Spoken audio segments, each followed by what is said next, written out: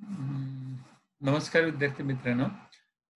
गेली साधारण 3 दिवस आपण राज्यसेवा पूर्व परीक्षेच्या तयारीबाबत ओरिएंटेशन म्हणजे परीक्षेची तयारी करताना विविध विषयातील घटक, उपघटक किंवा मुद्दे यांचा विचार करून 2020च्या परीक्षेमध्ये सामान्यज्ञान पेपर किंवा सामान्यज्ञान पेपर 2 मधल्या 100 याच्यातले 100 प्रश्न सामान्यज्ञान 1 मधले आणि 2 मधले 80 प्रश्न यातून 400 जे गुण आहेत त्यापैकी एक साधारण 250 ते 250 गुण मिळवून आपण कसं पात्र ठरायचं मुख्य परीक्षेला याच्याबद्दल चर्चा करत होतो. आणि आपल्यापैकी सगळ्यांना माहिती असेल 2019 मध्ये जी राज्यसेवा पूर्व परीक्षा झाली होती त्याला महाराष्ट्रातनं 3,70,000 विद्यार्थी बसले होते आणि मुख्य परीक्षेला त्याच्यातनं जवळजवळ एक 7,000 जणांना त्यांनी पात्र ठरवलं होतं आणि ओपनची एक 3,000-3,500 मुलं होती आणि त्याचं जे मेरिट गेलं होतं ते 400 पैकी 197 मार्काचं होतं, 97-98चं होतं. आता यावर्षी काय जागा 200 आहेत, त्याच्यामुळं पूर्व परीक्षेतनं मुख्य परीक्षेसाठी पात्र ठरवलेल्या विद्यार्थ्यांची संख्या ही गेल्या वर्षापेक्षा निम्मी असू शकते. कारण गेल्या वर्षी 420 जागा होत्या. मग निम्मी म्हणजे 3,500 मुलं असणार आणि त्या 3,500 मध्ये जर समजा मुख्य परीक्षेला ओपन मधल्या 1750 मुलांच्या मध्ये जर माझा नंबर लागायचा असेल, तर मला 400 पैकी 198 किंवा 200 पाडून उपयोगी किंवा फायदा होणार नाही. तर मला ते जास्त मार्क पाडायला पाहिजे. जास्त पाडायचे म्हणजे किती? 250 किंवा 250 कारण एकदा मेरिट ते 248 पर्यंत गेलेलं आहे 400 पैकी. आणि आता अलीकडे काय झालंय लॉकडाऊनचा काळ असेल किंवा रिव्हर्स मायग्रेशन स्पर्धा परीक्षेच्या संदर्भात म्हणजे यूपीएससीची मुलं सध्या एमपीएससीच्या परीक्षा सुद्धा देत आहेत. त्यामुळे स्पर्धेची तीव्रता वाढल्यामुळं हे मेरिट आणखी जास्त वाढायची शक्यता आहे आणि हे सगळे लक्षात घेऊन आपल्याला सप्टेंबरमध्ये होणाऱ्या पूर्व परीक्षेमध्ये जर समजा एक टार्गेट आपलं 250 पर्यंत जर ठेवलं, तर विविध विषयातल्या प्रत्येक म्हणजे ज्या संकल्पना असतील किंवा ज्याच्यावरती प्रश्न येऊन गेले, तोच आधार लक्षात घेऊन आपल्याला तयारी करताना एक दिशा मिळावी म्हणून हे ओरिएंटेशन स्वरूपाचं मार्गदर्शन चर्चा आपण गेली 3 दिवस करतोय. मग सुरुवातीला आपण इतिहास बघितला, नंतर भूगोलवरती चर्चा झाली आणि काल आपण राज्यघटना. आता ह्या चर्चेचं स्वरूप असं आहे, की 2013 ते 2019 म्हणजे गेल्या साधारणपणे आपण जर बघितलं तर 7 वर्षांच्या परीक्षामध्ये 700 प्रश्न झाले सामान्य ज्ञान 1 मध्ये आणि सामान्य ज्ञान पेपर 2 मध्ये 80 गुणिले जर 7 केलं तर ते 560. आता 700 आणि 560 झालं तर हिशोबासाठी 1300 जर मानलं आपण म्हणजे 1260 होतात प्रश्न. तर त्यामध्ये इतिहास असेल, भूगोल असेल किंवा आज आपण जी चर्चा अर्थव्यवस्थेची करतोय, तर त्याच्यावरती कसे प्रश्न येऊन गेलेले आहेत आणि मला जर अभ्यास करताना दिलेला अभ्यासक्रम कारण एमपीएससीने जो काही अर्थव्यवस्थेचा जो अभ्यासक्रम दिलाय, त्याच्यात त्यांनी नाव दिलेले सामाजिक आणि आर्थिक विकास. आणि गेल्या 7 वर्षापैकी 2015च्या परीक्षेमध्ये सामान्य ज्ञान पेपर 1 मध्ये सामाजिक आणि आर्थिक विकास या घटकावरती सगळ्यात कमी प्रश्न होते. प्रश्नांची संख्या काहीतरी एक 10च्या पेक्षा कमीच होती. आणि अलीकडे काय झालेलं आहे, की 15 प्रश्न जे चालू घडामोडीवरचे असतात, त्याच्यात एक 3-4 प्रश्न तरी अर्थव्यवस्थेवरती येतातच.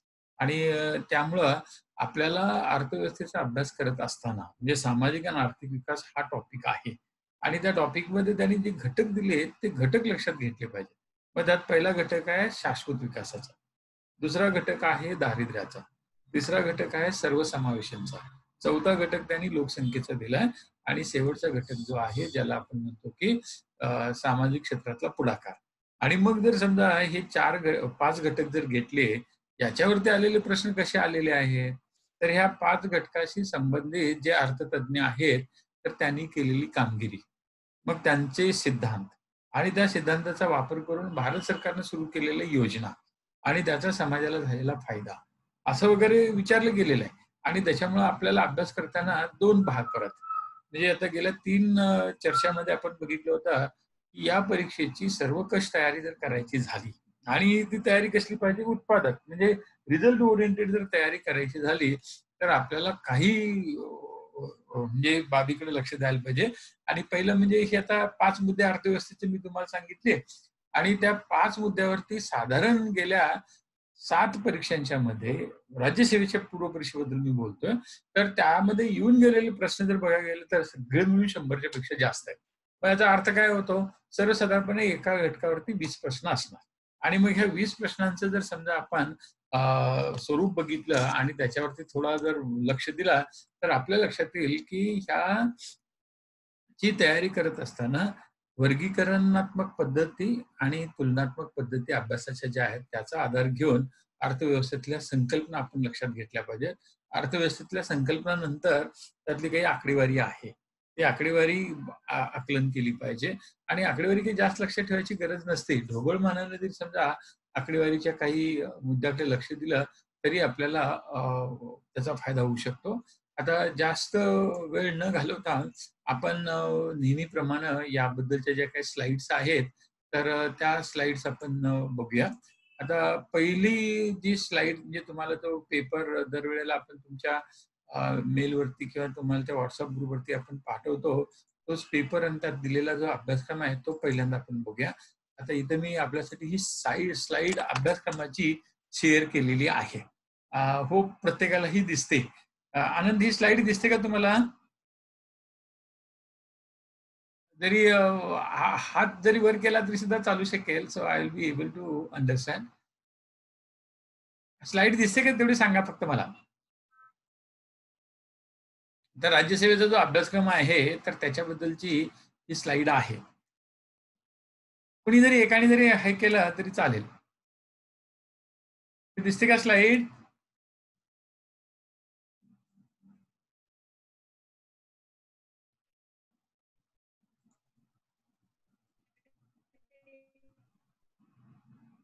ओके.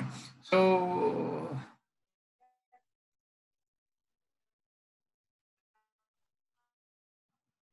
तर आता ह्या स्लाइडमध्ये किंवा ह्याच्यामध्ये जो दिलेला अभ्यासक्रम आहे, जो काही त्याच्याबद्दलची एक मिनिट हां. तर इथं हा अभ्यासक्रम दिलेला आहे. तुम्ही जर बघितलं त्यातला पहिला मुद्दा आता जो बोललो ना, सस्टेनेबल डेव्हलपमेंट म्हणजे शाश्वत विकास. मग आता शाश्वत विकासामध्ये आता इथं हे इंग्रजीमध्ये एवढ्यासाठी दिलेलं आहे, की UPSCची एक परीक्षा असाच अभ्यासक्रम आहे आपला आणि ती जवळ-जवळ 9 वेळा झालेली आहे. आणि त्याच्यात येऊन गेलेले प्रश्न इकडे सुद्धा येऊ शकतात आणि मग त्यातले काही प्रश्न इथं घेतलेले नाही, ते इंग्लिशमध्ये आहे. ते पाहिजे असेल तर ते तुम्हाला मी आपल्याकडे असलेली ती PDF फाईल पाठवू शकतो. तर इथं आर्थिक विकास जो आहे, शाश्वत आर्थिक विकास, त्याच्यावरती एक 6 मुद्दे महत्त्वाचे आहेत आणि या 6 मुद्द्यामध्ये कसे प्रश्न येतात, तर त्याची चर्चा आपण खाली करूया. त्यानंतर दारिद्र्यावरती 4 मुद्द्यावरती प्रश्न आले होते.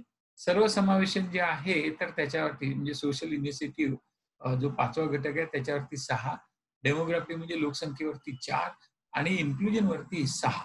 तर हे 6 आणि 4 10. नंतर इन्क्लुजनवरचे 6 धरले 16. नंतर डेमोग्राफीवरची 4 धरली तर 20 आणि सोशल युनिव्हर्सिटीवरती 5 धरले तर 26. तर थोडक्यात माझा आपल्या सर्वांना च्या लक्षात एक गोष्ट आणून द्यायची आहे. तर अभ्यासक्रमाशी संबंधित 5 घटकातील ह्या 26 उपघटकावरती प्रश्न आले. आता अर्थव्यवस्थेचं असं आहे, की ह्या 5 घटकापेक्षा सुद्धा भारतीय अर्थव्यवस्थेच्या इतर बाबी ज्या आहेत, ज्याला आपण मॅक्रो किंवा मायक्रो इकॉनॉमिक्स म्हणतो. मग त्यात काय आहे, की आपली सार्वजनिक वित्त आहे किंवा सार्वजनिक वित्तमध्ये कर पद्धती येते किंवा महसूल येतो किंवा बजेट येतं. त्याच्यानंतर बँकांच्या बद्दलचं आहे, परकीय व्यापार आहे, उद्योगाबद्दल आहे, शेतीबद्दल आहे आणि आपण जे काही आर्थिक सुधारणा केल्या त्याच्याबद्दल आहे. मग त्यावरती प्रश्न येतात का? तर हे आता 5 घटकांवरती आधारित जे काही जवळ 100 पेक्षा जास्त प्रश्न आलेत, त्याच्यात मी बघितलं त्या म्हणजे अभ्यासक्रमाच्या शिवाय इतर जे घटक आहेत अर्थव्यवस्थेशी संबंधित, त्याच्यावरती एक 10 ते 12 प्रश्न आले. त्याच्यापेक्षा जास्त प्रश्न नाहीत आणि चालू घडामोडीचा संदर्भ जर लक्षात घेतला, तर अजून एक 5-7 प्रश्न. तर असं हे सगळं मिळून आपण अभ्यासक्रमातल्या घटक उपघटकाशी मर्यादित आपला अभ्यास ठेवला, तर परीक्षेतल्या अर्थव्यवस्थेवरती आलेल्या सगळ्या प्रश्नांची उत्तरं द्यायला आपल्याला सोपं जातं. मग आता इथे जर बघायला गेला तुम्ही, तर पहिला मुद्दा जो शाश्वत विकासाचा जो आहे. मग त्या शाश्वत विकासावरती जे काही आपल्या परीक्षेत येऊन गेलेले प्रश्न आहेत, तर त्यांची ही अशी जर संख्या बघितली तर हे आपल्याकडे मुद्दे लक्षात येतील. 10 मुद्द्यावरती प्रश्न आहेत. मग हे काय म्हणायचं आता, हे जे मुद्दे सांगितले तिथे जे लिहिलेले आहेत, तर त्याला आपण काय म्हणता येईल, की आपल्या परीक्षेमध्ये जे काही प्रश्न विचारले गेले, तर त्यानुसारच्या ह्या संकल्पना झाल्या. मग पहिला जी संकल्पना होती ती विकासाची महत्वाची मूल्य. मग आता तुमच्यापैकी बऱ्याच जणांनी 11वीचं अर्थशास्त्राचं जर पुस्तक म्हणजे महाराष्ट्र पाठ्यपुस्तक महामंडळाचं 11वीचं अर्थव्यवस्था किंवा 12वीचं अर्थव्यवस्थेचं जर पुस्तक वाचलं असेल, तर त्याच्यात विकास म्हणजे काय? किंवा आर्थिक विकास काय असतो, आर्थिक वृद्धी काय असते, हे सगळं दिलेलं आहे. आणि मग त्यातनं त्या आर्थिक विकासाची मूल्य, मग ही मूल्य मांडणारी बरेच अर्थतज्ञ होऊन गेलेत आणि त्यातलं गुलनार मिर्धार असेल, अमर्त्य सेन असेल किंवा जगदीश भगवती असतील, तर आता जगदीश भगवती सोडून या दोघांना आतापर्यंत अर्थशास्त्राचं नोबेल पारितोषिक आणि तेही विकासाच्या डेव्हलपमेंटल इकॉनॉमिक्ससाठीचं अर्थशास्त्राचं नोबेल पारितोषिक मिळालेलं आहे. आणि मग त्यांच्याबद्दलची सुद्धा माहिती त्या पुस्तकात आहेच. तर इथे काल आपण चर्चा करताना राज्यशास्त्राची, राज्य व्यवस्थेची, तर एक सांगितलं होतं, की तिथं काय आहे, सार्वजनिक धोरण नावाचा एक टॉपिक आहे राज्यशास्त्रामध्ये. आणि त्या सार्वजनिक धोरणाचं उद्दिष्ट काय आहे, तर ते बघताना आपली भारतीय राज्यघटनेच्या प्रिएम्बलमध्ये भारताला कल्याणकारी राज्य बनवायचं हे अपेक्षित आहे. आणि मग भारताची गेल्या 70 वर्षातली जी वाटचाल आहे, कल्याणकारी राज्य बनवताना, तर ती वेल्फेअर स्टेटवरनं आपण सोशल जस्टिस किंवा सामाजिक न्यायाकडे आपली वाटचाल चाललेली आहे. आणि मग कुठल्याही याचं जर समजा कल्याणकारी राष्ट्र करायचं झालं, तर त्यामध्ये सगळ्यात महत्त्वाचं आर्थिक बाब किंवा आर्थिक क्षेत्र महत्त्वाचं आहे. आणि मग त्या वेल्फेअर स्टेटमध्ये इकॉनॉमिक डेव्हलपमेंट किंवा इकॉनॉमिक प्रोग्रेस किंवा इकॉनॉमिक एम्पॉवरमेंट किंवा इकॉनॉमिक जस्टिस, या सगळ्या ज्या संकल्पना आहेत, त्या महत्त्वाच्या येतात किंवा महत्त्वाच्या आहेत. आणि मग हे करत असताना आपण सुरुवातीला जर बघायला गेलं, तर ते काय म्हणायचं त्याला ते 12 पंचवार्षिक योजना आपण आपल्या देशामध्ये 2017 पर्यंत राबवायच्या ठरवल्या होत्या. अर्थात त्यात काही चढ-उतार वगैरे आले, पण सध्याचं जे काही एन-डी-ए 2 सरकार आहे, त्यांनी त्या 12वी पंचवार्षिक योजना 2017 पर्यंत राबवण्याच्या ऐवजी ती 2015 लाच बंद केली. 31 डिसेंबर 2014 ला अर्थात ती बंदच झाली. आणि 1 जानेवारी 2015 पासून आपल्याकडे नियोजन आयोगाच्या ऐवजी, त्याला आपण नीती आयोग म्हणतो, तो भारताच्या विकासाबद्दलची धोरण किंवा सल्ला देण्यासाठी निर्माण करण्यात आला. आणि मग तत्पूर्वीची जी काही ढोबळमानाने जर आढावा घेतला, तर भारतातल्या विकासाबद्दलचे जे टप्पे आहेत, तर ते 2 मानतात. जसं भारतीय लोकसंख्येच्या बाबतीत 1921 हे वर्ष इयर ऑफ डिव्हाईड मानलं जातं. कारण 1921 पूर्वी भारताची लोकसंख्या वाढत होती आणि 11 आणि 21 या दरम्यान ती कमी झाली आणि 21 नंतर परत वाढायला लागली. म्हणजे 21 पूर्वीही वाढत होती आणि 21 नंतर सुद्धा वाढत होती आणि 11 ते 21 या 10 वर्षाच्या काळात ती कमी झाली होती. म्हणून 1921 is called as a year of divide. तसं गेल्या 70 वर्षातलं 1991 हे वर्ष भारताच्या अर्थव्यवस्थेतलं इयर ऑफ डिव्हाईड मानलं जातं. कारण 1951 ते 1991 ह्या 40 वर्षात भारताचा आर्थिक विकास, त्याला हिंदू ग्रोथ रेट म्हणतात. हिंदू ग्रोथ रेटचा अर्थ असा की लोकसंख्या ज्या वेगाने वाढते, त्याच वेगाने आपली अर्थव्यवस्था वाढली. म्हणजे अर्थव्यवस्थेच्या वाढीचा वेग 3-4% पेक्षा जास्त नव्हताच. आणि नंतर 91 ते आता 2021 पर्यंत. तर गेल्या 30 वर्षात अलीकडचा काळ जर सोडला, तर भारताची अर्थव्यवस्था सरासरी 6.5-7% वाढलेली आहे. मग त्यामुळं हा जो विकासाचा पहिला जो टप्पा आहे 40 वर्षाचा, त्याच्यामध्ये आपण जवळ-जवळ किती 7 पंचवार्षिक योजना राबवल्या. मग त्या 7 पंचवार्षिक योजनेनं, प्रत्येक योजनेनं विकासाचं प्रतिमान वेगळं घेतलं. पहिली योजना होती त्याच्यामध्ये ते हॅराल्ड डोमर प्रतिमान आलं. दुसऱ्या आणि तिसऱ्यामध्ये महालनोबिस विकासाचं प्रतिमान आलं. नंतर जे आलं त्याला आपण ॲलन रुद्र मॉडेल म्हणतो 5व्या आणि 6व्यामध्ये. 7व्यामध्ये राजीव गांधींनी ते वकील ब्रह्मानंद मॉडेल आणलं. 8व्या पंचवार्षिक योजनेमध्ये मनमोहन आणि राव मॉडेल ज्याला म्हणतात ते आलं. त्यानंतर 9व्या पंचवार्षिक योजनेमध्ये, 10व्यामध्ये, 11, 12 गेल्या 4 पंचवार्षिक योजनेमध्ये ज्याला आपण न्यू गांधीन अप्रोच म्हणतो किंवा नव गांधीवादी मॉडेल विकासाचं.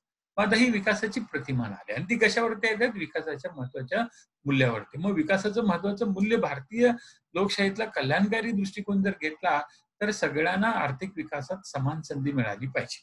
That is one of the very important thing. आणि मग हे करत असताना आपल्याकडल्या नैसर्गिक साधन संपत्तीचं शोषण झालं नसलं पाहिजे. ती टिकली पाहिजे आणि मग त्याच्यातच मग सस्टेनेबल डेव्हलपमेंट, शाश्वत विकास वगैरे आला. तर आपल्या भविष्यातील पिढ्यांच्यासाठी वर्तमान काळात असलेली साधन संपत्तीचा वापर करत असताना आणि तो सुद्धा भूतकाळाचा अनुभव लक्षात घेऊन करत असताना आपल्याला काही मूल्य पाळावी लागतात आणि त्या मूल्यांना आपण विकासाची महत्वाची मूल्य म्हणायची. मग ते अमर्त्य सेननी सांगितलेले आहे. त्यांचा एक सहकारी डी गावले त्यांनी सांगितलंय. त्यांचे विद्यार्थी प्राध्यापक बासू म्हणून आहेत, त्यांनी सांगितले आहेत. किंवा आता तुम्हाला माहिती असेल की रघुराम राजन, तर ते सुद्धा he is a staunch follower of Amartya Sen. मग ते रघुराम राजन आपल्याकडे गव्हर्नमेंट ऑफ आपल्या काय आरबीआयचे अध्यक्ष म्हणजे गव्हर्नर होते आणि त्याच्या अगोदर आपल्या युपीए सरकारमध्ये ते पंतप्रधानांचे आर्थिक सल्लागार सुद्धा होते. तर ह्या सगळ्या बाबी ज्या आहेत त्या लक्षात घेतल्या की विकासाची जी महत्वाची मूल्ये जी आहेत, तर त्यात सगळ्यात महत्वाचं विकासाच्या महत्वाच्या मूल्याच्या बाबतीमध्ये इंदिरा गांधींनी 1975च्या दरम्यान किंवा 1971-72च्या दरम्यान रोटी कपडा मकान किंवा गरिबी हटाओ किंवा 20 कलमी कार्यक्रम हे सगळे जे आणलं त्याच्यात ते विकासाची मूल्य त्याच्यामध्ये येतात. आणि मग हा एक संकल्प म्हणजे एक संकल्पना झाली, की कसं आहे, की कल्याणकारी राष्ट्रामध्ये सुरुवातीला आपण आर्थिक प्रगतीवरती भर दिला. आर्थिक प्रगती ही संख्यात्मक असते. एक उद्दिष्ट ठरवायचं म्हणजे आता एवढा रोजगार निर्माण करायचा. एवढी लोकसंख्येचं म्हणजे एकंदरीत कुटुंबाचा आकार एवढा ठेवायचा आहे. मग त्यासाठी अर्थतज्ञांचा एकंदरीत सल्ला घेतला गेला आणि त्याच्यात म्हणजे आता उदाहरण सांगायचं हरित क्रांती.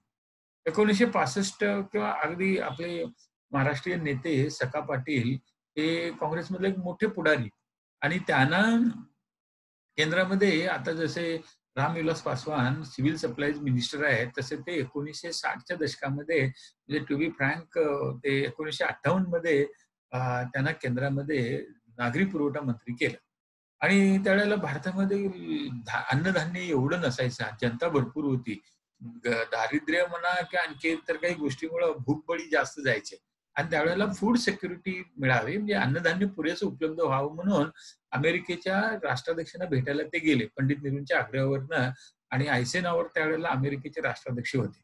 आणि 1960 साली भारत आणि अमेरिकेनं एक PL 480 अंतर्गत कारण अमेरिकेच्या जी काही कायदा संहिता आहे त्याच्यामध्ये पब्लिक लॉ 480 नुसार जगातल्या गरीब राष्ट्रांना अन्नधान्याची मोफत मदत करायची अशी तरतूद आहे. त्यानुसारचा त्यात काही थोड्या अटी असतात आणि ते फुकट धान्य दिलं जातं. आणि मग 1960 मध्ये आपण तो PL 480 करार केला. आपल्याकडे धान्य यायला लागलं आणि झालं काय 1965चं जे पाकिस्तान बरोबर युद्ध झालं त्यावेळेला आपण अमेरिकेचं ऐकलं नाही. 65च्या चीनच्या युद्धात अमेरिकेनं आपल्याला मदत केली. रशिया बाजूला राहिला. पण 65च्या युद्धात अमेरिका थोडी काकूक करायला लागली. मग आपल्याला जे धान्य ते पाठवत PL 480 अंतर्गत त्यावर सुद्धा मर्यादा आल्या. एका बाजूला युद्ध, त्याच वेळची अनेक दुष्काळी स्थिती आणि लोकांना वाढलेली महागाई ह्या सगळ्या ह्याच्यातनं एकदम आर्थिक अरिष्ट निर्माण झालं आणि त्यावेळेला आपले पंतप्रधान लालबहादूर शास्त्री होते. मग करायचं काय? तर आपल्या देशाची पाणी एवढं आहे, पाऊस भरपूर पडतो, जमीन चांगली आहे, राबणारे शेतकरी आहेत. मग आपण कशाला अन्नधान्य आपल्याला पाहिजे तेवढं उत्पादन करायला पाहिजे. इतरांच्यावरती कशाला अवलंबून राहायचं? मग MS स्वामीनाथनना त्यांनी विचारलं किंवा त्यांच्याकडे जबाबदारी दिली आणि मग आपल्या देशामध्ये तो इटावा प्रकल्प आला. भारतातल्या गव्हांच्या ज्या स्थानिक जातींचं संकट मेक्सिकन बुटक्या गव्हाशी केलं गेलं आणि त्याच्यातनं मग ते कल्याण सोना, सोनालिका अशा काही जाती तयार झाल्या आणि गव्हाच्या हरित क्रांतीचा प्रयत्न आपल्याकडे 65 पासून सुरू झाला आणि त्यावेळेला ठरवलं गेलं होतं की 10 वर्षामध्ये भारत अन्नधान्य निर्मितीत स्वयंपूर्ण झाला पाहिजे. सो आर्थिक प्रगती म्हणजे अशी. इथं उद्दिष्ट ठरवलं गेलं. 10 वर्षात ते करताना हरित क्रांतीच्या पहिल्या टप्प्यात म्हणजे 1965 ते 1974 किंवा ते 75 पकडा, या 10 वर्षाच्या काळात भारताचं गव्हाचं उत्पादन 3 पटीनं वाढलं आणि 74 मध्ये पहिल्यांदा भारतानं गहू निर्यात केला. सांगायचा उद्देश इथंच एवढा, आर्थिक प्रगतीचं पहिलं वैशिष्ट्य होतं उद्दिष्ट ठरवायचे, गाठायची आणि त्यासाठी जे काही लागते ते उपक्रम राबवायचे. अर्थात मग हे संख्यात्मक वाढ व्हायला लागली, तसं त्याचा गुणात्मक दर्जा घसरायला लागला. तोटे व्हायला लागले. मक्तेदारी निर्माण व्हायला लागली. विषमता कमी व्हायच्या ऐवजी वाढायला लागली. मग हे सगळे कमी करण्यासाठी विकासाची संकल्पना आणली. आर्थिक वृद्धी आणि आर्थिक विकास 2 बाबी आहेत. आर्थिक वृद्धीमध्ये, प्रोग्रेसमध्ये संख्या. उद्दिष्ट ठरवायचं, गाठायचं. विकासामध्ये सगळ्यांना त्या संधीमध्ये समान वाटा मिळायला पाहिजे. लाभ सगळ्यांना वेळेत मिळाले पाहिजेत. त्रुटी कमी झाल्या पाहिजेत. कुणाचं शोषण झालं नसलं पाहिजे, मक्तेदारी निर्माण झाली नसली पाहिजे. हे विकासाचं महत्वाचं मूल्य आहे. तर विकासाची महत्वाची मूल्य जी आहेत आपल्या पंचवार्षिक योजनेमध्ये आणि त्या सगळ्यांचा आधार मगाशी सांगितल्याप्रमाणे भारतीय राज्यघटनेचं प्रिएम्बलमध्ये जी 20 शब्द महत्वाचे जे आहेत, ते 20 शब्दांचा खऱ्या अर्थानं भारतातल्या प्रत्येक नागरिकाला फायदा झाला पाहिजे किंवा त्याला त्याच्याबद्दल ॲक्सेस निर्माण झाला पाहिजे.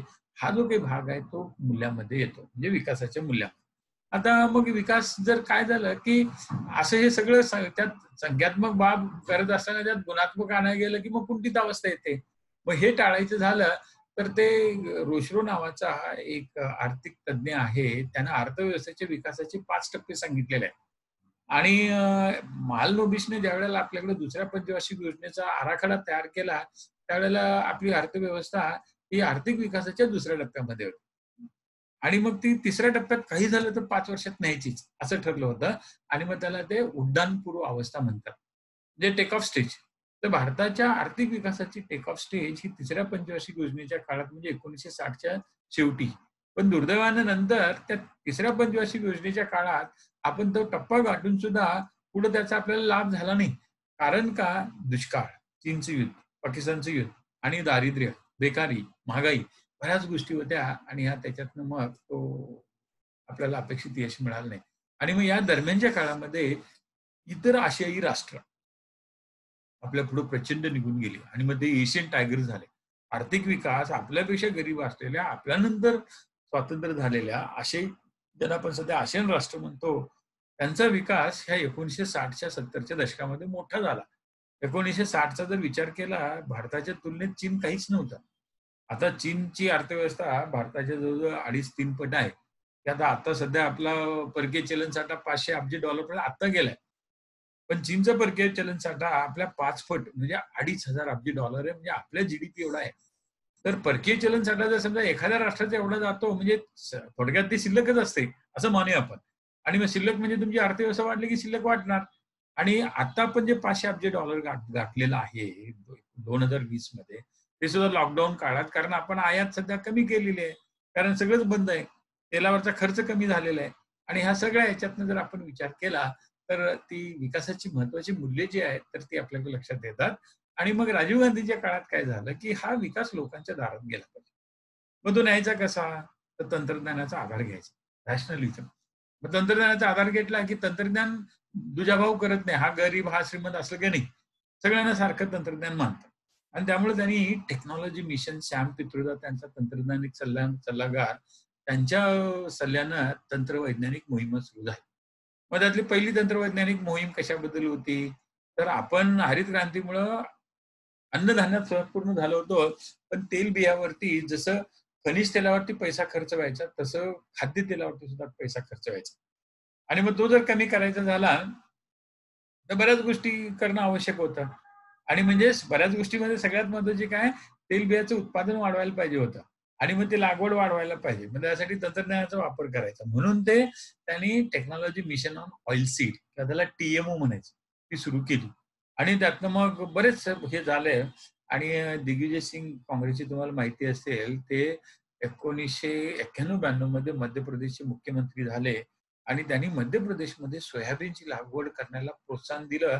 आणि 1993 मध्ये भारत देश हा निदान 1 वर्षासाठी खाद्यतेलामध्ये निर्मितीमध्ये स्वावलंबी झाला. सांगायचा उद्देश इथे एवढा, की विकासाची हे जे काही संकल्पना किंवा विकासाची जी काही वाटचाल आपल्या देशाची जी आहे, चढ-उतार जरूर आहे, पण प्रयत्न खूप चांगले केले गेलेले आहेत. आणि मग हे झालं. मग दुसरं शिक्षण. अमर्त्य सेनचं म्हणणं असं आहे, की त्यांचं डेव्हलपमेंटल मॉडेल काय आहे? Bottom to top. तुम्ही कनिष्ठ किंवा बहुसंख्याक समाज जो आहे, तर त्यांच्या सामाजिक क्षेत्रावरती प्रचंड खर्च करा. जे केरळने केलं 1955 मध्ये. नंबूद्रीपाद तिथे मुख्यमंत्री असताना त्यांनी काय केलं, साम्यवादी पक्ष, त्यांचा उद्देशच असा होता, की लोकांचं सक्षमीकरण करण्यासाठी पहिल्यांदा सामाजिक क्षेत्रात गुंतवणूक वाढली पाहिजे. शिक्षणावरती प्रचंड खर्च त्यांनी केला. आरोग्यावरती खर्च केला. आणि मग तुम्हाला दृश्य स्वरूपात दिसतं, की सध्या आरोग्य आणि शिक्षण दोन्ही बाबतीमध्ये केरळ देशात पहिल्या क्रमांकाला आहे. केरळचा सध्याचा जन्मदर जर बघायला गेला तुम्ही, दरवर्षी जन्माला येणारी पोरांची संख्या ही साधारण 17-18 म्हणजे डबल डिजिट मध्ये आहे, पण ते 20च्या खाली आहे. मृत्यूदर तर कधीच त्यांचा सिंगल डिजिट मध्ये गेलेला आहे. साक्षरता दर भारतातलं सगळ्यात साक्षर राज्य ते आहे. आणि आता कोरोनाच्या काळात सुद्धा पहिला रुग्ण तिथं आढळून सुद्धा सर्वात जास्त रुग्णाच्या बाबतीत महाराष्ट्राने तर पहिला नंबर सोडलेला नाही. केरळचं मागे पडले. चांगली गोष्ट आहे केरळसाठी ती. कारण त्या ह्याच्यामध्ये काय झालेलं आहे, की तिथली आरोग्याची यंत्रणा तळागाळापर्यंत पोहोचलेली आहे आणि सेवाभावी वृत्ती आहे. तर एकदा कसं होतं, की साक्षरता आली, की त्याच्यातनं दृष्टिकोन वाढतो. व्याप्ती वाढते विचार करण्याची, जबाबदारी वाढते, जागरूकता येते आणि मग त्याच्यातनं योगदान देण्यासाठी तर त्या लोकांना स्वतःहून पुढे यायला जमतं. हा सगळा जो आता इतरांना जमत नाही असं म्हणायचं नाही, पण धिस पर्टिक्युलर थिंग जर समजा कसं आहे, कुठल्याही गोष्टीची सुरुवात अगोदर एखाद्या ठिकाणी झाली, विकास वेगानं होतो. आणि जर तुम्ही समजा उशिरा सुरुवात केली, तर त्याला नाही म्हटलं तर अनेक अडथळे येतात आणि जे एखादी गोष्ट सुरू करण्यासाठी जी काही सर्वप्रथम जो सुरू करतो त्याला जे काही एकंदरीत उर्मी असते, महत्त्व असतं किंवा संधी जी मिळते, तर ती इतरांना मिळत नाही. आणि त्याच्यामुळं विकासाच्या बाबतीमध्ये 7व्या पंचवार्षिक योजनेमध्ये राजीव गांधींनी सुरू केलेल्या टेक्नॉलॉजी मिशन, मग शिक्षणासाठी त्यांनी ऑपरेशन ब्लॅकबोर्ड, मग आरोग्यामध्ये आता ज्याला आपण लसीकरण म्हणतो ना, तुम्ही आता बघितलं असाल कोरोनाच्या बाबतीमध्ये आपल्याला प्रसार कोरोनाचा व्हायला बराच म्हणजे तसं जर बघायला गेला एवढी प्रचंड लोकसंख्या असून त्या मानानं प्रसार खूप हळूहळू झाला. कारण काय? लसीकरण. ते सुद्धा डिसीजचं लसीकरण. आपल्या देशामध्ये 40 वर्षाच्या खालची पोरं किंवा माणसं जी आहेत, तर ती कोरोनाला कमी बळी पडलेली आहेत. कोमॉर्बिडिटी असलेली जास्त बळी पडलेली आहेत. तर बीसीजी लसीकरण हे आपल्याकडं कंपल्सरी राजीव गांधींच्या काळामध्येच 1985 ला सार्वत्रिक लस टोचणी कार्यक्रम सुरू झाला आणि त्यात उद्दिष्ट होतं, की 2000 साली 31 डिसेंबर 2000 साली भारतातलं प्रत्येक पोरगं त्यानं पहिला त्याचा वाढदिवस साजरा करायच्या अगोदर मोफत आणि सक्तीचं लसीकरण 6 संसर्गजन्य रोगामार्फत सरकारमार्फत केलं जाईल आणि ते करायचा प्रयत्न झाला आणि 90% त्याच्यात यश मिळालं. So again coming back to that, की इन्फ्रास्ट्रक्चर सुद्धा डेव्हलपमेंटवरती त्यांनी भर दिला. बट ज्याला आता सध्या आपण म्हणतो बघा 2000 साली जगामध्ये जी Y2K समस्या निर्माण झाली. तर त्यावेळेला ती समस्या हाताळायची कशी आणि ती कमी पैशामध्ये आणि लवकरात लवकर हे भारतीय सॉफ्टवेअर तज्ञांनी केलं. आणि त्याचं योगदान सुद्धा राजीव गांधींच्या धोरणानं जातं. तर त्यांनी भारतातला पहिला सुपर कॉम्प्युटर क्रे XMP40 जो अमेरिकेनं त्यावेळेला रोनाल्ड रेगन तिथले राष्ट्राध्यक्ष होते. राजीव गांधी तिथल्या दौऱ्यावरती 86 ला गेले असताना त्यांनी ते नकार दिला, की आम्ही तुम्हाला देणार नाही. तुम्हाला काही गरज नाही. आणि आपण ते मागत होतो कशासाठी? तर मान्सूनचं अचूक भविष्य वर्तवावं. लोकांना जो पुराचा आणि दुष्काळाचा तोटा होतोय त्यापासून वाचवावं याच्यासाठी आपण ते मागत होतो. नाही म्हणाले ते. मग आपल्याकडं माननीय विजय भटकरांच्या अध्यक्षतेखाली ते सीडॅक स्थापन झालं आणि परम नावाचा आपला पहिला कॉम्प्युटर आला. आणि मग नुसतं कॉम्प्युटर नाही. मग आता हे कॉम्प्युटर तंत्रज्ञान लोकांच्या पर्यंत जर जायचं झालं तर तुमच्याकडे कम्युनिकेशन टेक्नॉलॉजी पाहिजे. मग त्याच्यातनं टेलिकॉम मिशन सुरू झाली. आणि मग तुम्हाला आश्चर्य वाटेल 1990 मध्ये भारतामध्ये टेलिफोनची संख्या त्याला आपण म्हणतो वायर म्हणजे जोडण्या ज्या असतात ना त्या वायरच्या मार्फतच्या साधारण ती 4-5 लाखापर्यंत होती. आणि आता जर बघायला गेला तुम्ही अमेरिकेपेक्षा 1.5 पट जास्त टेलिफोन भारतामध्ये आहेत. अर्थात ते मोबाईल फोन जरी मांडलं तरी भारताची लोकसंख्या 137 कोटी आहे आणि 110 कोटी मोबाईल फोन आपल्याकडे आहेत. चीन नंतर आपल्याकडे जास्त मोबाईल फोन आणि ह्या ह्याच्यातनं तुमच्या लक्षात येईल, की हा विकासाचा एक भाग झाला. आणि मग विकासाच्या सुरुवातीला इंदिरा गांधींच्या काळामध्ये मूलभूत गरजामध्ये फक्त ते रोटी, कपडा, मकान असला प्रकार होता. पण नंतरच्या काळामध्ये त्यात शिक्षण आलं, आरोग्याच्या सुविधा आल्या. आता मग माहितीचा स्रोत आलेला आहे. त्याच्यानंतर मग वाहतूक यंत्रणा असेल, शुद्ध पेयजल पुरवठा असेल, अशा बऱ्याच गोष्टी त्याच्यातनं यायला लागल्या आणि नंतर मग तुम्हाला सांगितल्याप्रमाणे ते एल मॉडेल आलं 1991 ला. उद्देश काय होता? भारताची अर्थव्यवस्था काही राजकीय कारणाच्यामुळं, अस्थिरतेमुळं एकदम रसातळ आला. सध्या पाकिस्तान ज्या अवस्थेत जाते त्याच्यापेक्षा वाईट अवस्था आपली होती. आणि त्याच्यातनं बाहेर काढण्यासाठी तत्कालीन पंतप्रधानांनी दूरदृष्टी दाखवली. म्हणजे खरं सध्या जे काही आर्थिक विकासाचं एल-पी-जीचं जे काही दिसतंय, तर that whole credit goes to आपले मागचे पंतप्रधान पी.व्ही. नरसिंहराव यांना. आणि मग त्यांनी ते किंवा लुक ईस्ट पॉलिसी असेल, ते एल-पी-जी असेल किंवा आणखी बऱ्याच काही गोष्टी असतील, मूलभूत सगळा ढाचाच बदलून टाकला. भारतीय अर्थव्यवस्थेची संरचना बदलायचं सगळ्यात महत्वाचं काम त्यांनी त्या काळात केलं आणि त्यावेळेला त्यांना समर्थ असे सहकारी अर्थमंत्री होते. नंतर ते भारताचे 2 वेळा पंतप्रधान झाले मनमोहन सिंग आणि त्यावेळेला त्यांनी काय केलं असेल तर पहिल्यांदा भारतीय अर्थरचनेच्या प्रत्येक क्षेत्रासाठी पुढच्या 20 वर्षात काय करता येईल हे तपासण्यासाठी वेगवेगळ्या समित्या नेमल्या. इव्हन पी व्ही नरसिंहरावांच्याच प्रयत्नामुळे आपल्याकडे TIFAC technological information and forecasting assessment committee त्याचे अध्यक्ष नंतर आपले राष्ट्रपती झालेले एपीजे अब्दुल कलाम होते. त्यांनी जवळजवळ देशातल्या 5 ते 6,000 शास्त्रज्ञांना एकत्र आणलं, वेगवेगळी क्षेत्र घेतली आणि 2020 मध्ये भारताचा काय समस्या असतील, विकास करायला आपल्याला काय करायला लागेल, त्यासाठी व्हिजन 2020 डॉक्युमेंट तयार करण्यात आलं. आणि मग त्यानुसारच सध्या आपली भारताची गेल्या एक साधारण 20-25 वर्षातली वाटचाल दिसते. आणि सगळ्यात महत्त्वाचं जर बघायला गेलं तर युपीए 1 ज्या वेळेला म्हणजे मनमोहन सिंग पंतप्रधान झाले, त्यांना बाहेरनं पाठिंबा दिला होता साम्यवादी पक्षाने. प्रकाश कराड त्यावेळेला साम्यवादी पक्षाचे नेते होते, अध्यक्ष. आणि त्यांनी अटी गाठल्या, की ठीक आहे तुम्ही आर्थिक धोरणं आणि हे जे आहे ते करा, पण त्यात सामान्य माणसाला मध्यभागी ठेवा. आणि त्याच्यातनं मग तो सीएमपी आला. कमी त्याला काय म्हणतात कॉमन मिनिमम प्रोग्राम. आणि त्याच्यातनं मग ते फ्लॅगशिप प्रोग्राम आर्थिक विकासाचे सुरू झाले. आणि मग नंतर आश्चर्य वाटेल तुम्हाला त्या 10व्या, 11व्या आणि इव्हन 12व्या पंचवार्षिक योजनेमध्ये आर्थिक विकासाचा दर जो 91 मध्ये 4% वरती कधी गेला नाही. तो 6%, 7%, 8%, 9, 9.5 काही तिमाहीमध्ये 10, 11, 12% पर्यंत सुद्धा गेला. आणि मग हे सगळं एकंदरीत कशामुळे झालं तर त्यावेळची थोडी राजकीय इच्छाशक्ती आणि असलेली एकंदरीत त्या आर्थिक धोरणामध्ये जो काही सुधारणा जो काही नवी दिशा देण्यात आली 91 ला सरकार कुठलंही येऊ दे त्यातनं बदलण्याचा झालेला प्रयत्न प्रत्येक क्षेत्र लक्षात घेऊन त्याच्यामध्ये आलेली ते लिबरलायझेशन, प्रायव्हेटायझेशन, ग्लोबलायझेशन असला सगळा प्रकार आणि मग परीक्षेमध्ये हे विचारलं जातं.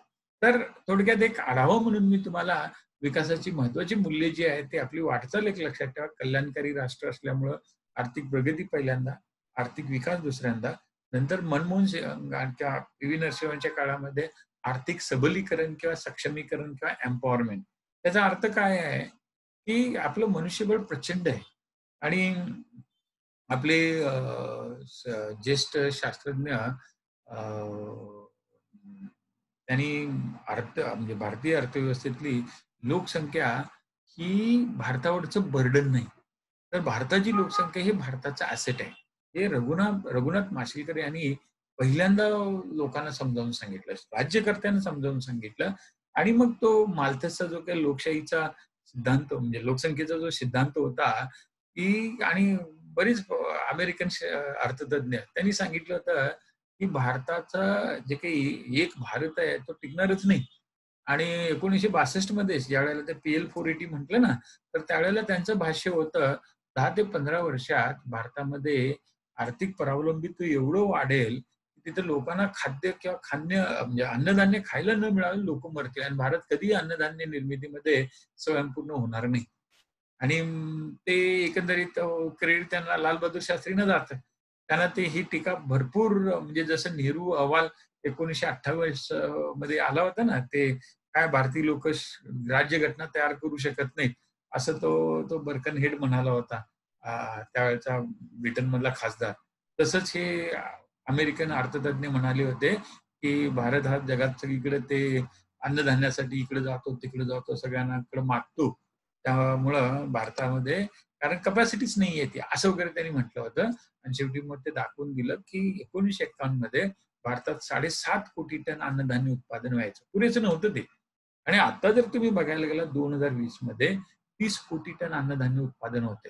लॉकडाऊनच्या काळामध्ये शेतकऱ्यांनी जरी नाही पुरवलं आणि आपल्याकडे असलेला सगळा ज्याला आपण म्हणतो ना राखीव साठा आहे तो लोकांना जरी फुकट वाटला तरी 6 महिने भारतातलं अन्नधान्य संपणार नाही एवढं साठा आपल्याकडे आहे. And so why this has happened? So this has happened only because of the contribution by the Indian farmers. आणि त्याला जे पाठबळ दिलं गेलं होतं काही धोरणांच्या ह्याच्यामुळं किंवा झालेल्या तशा काही गोष्टी.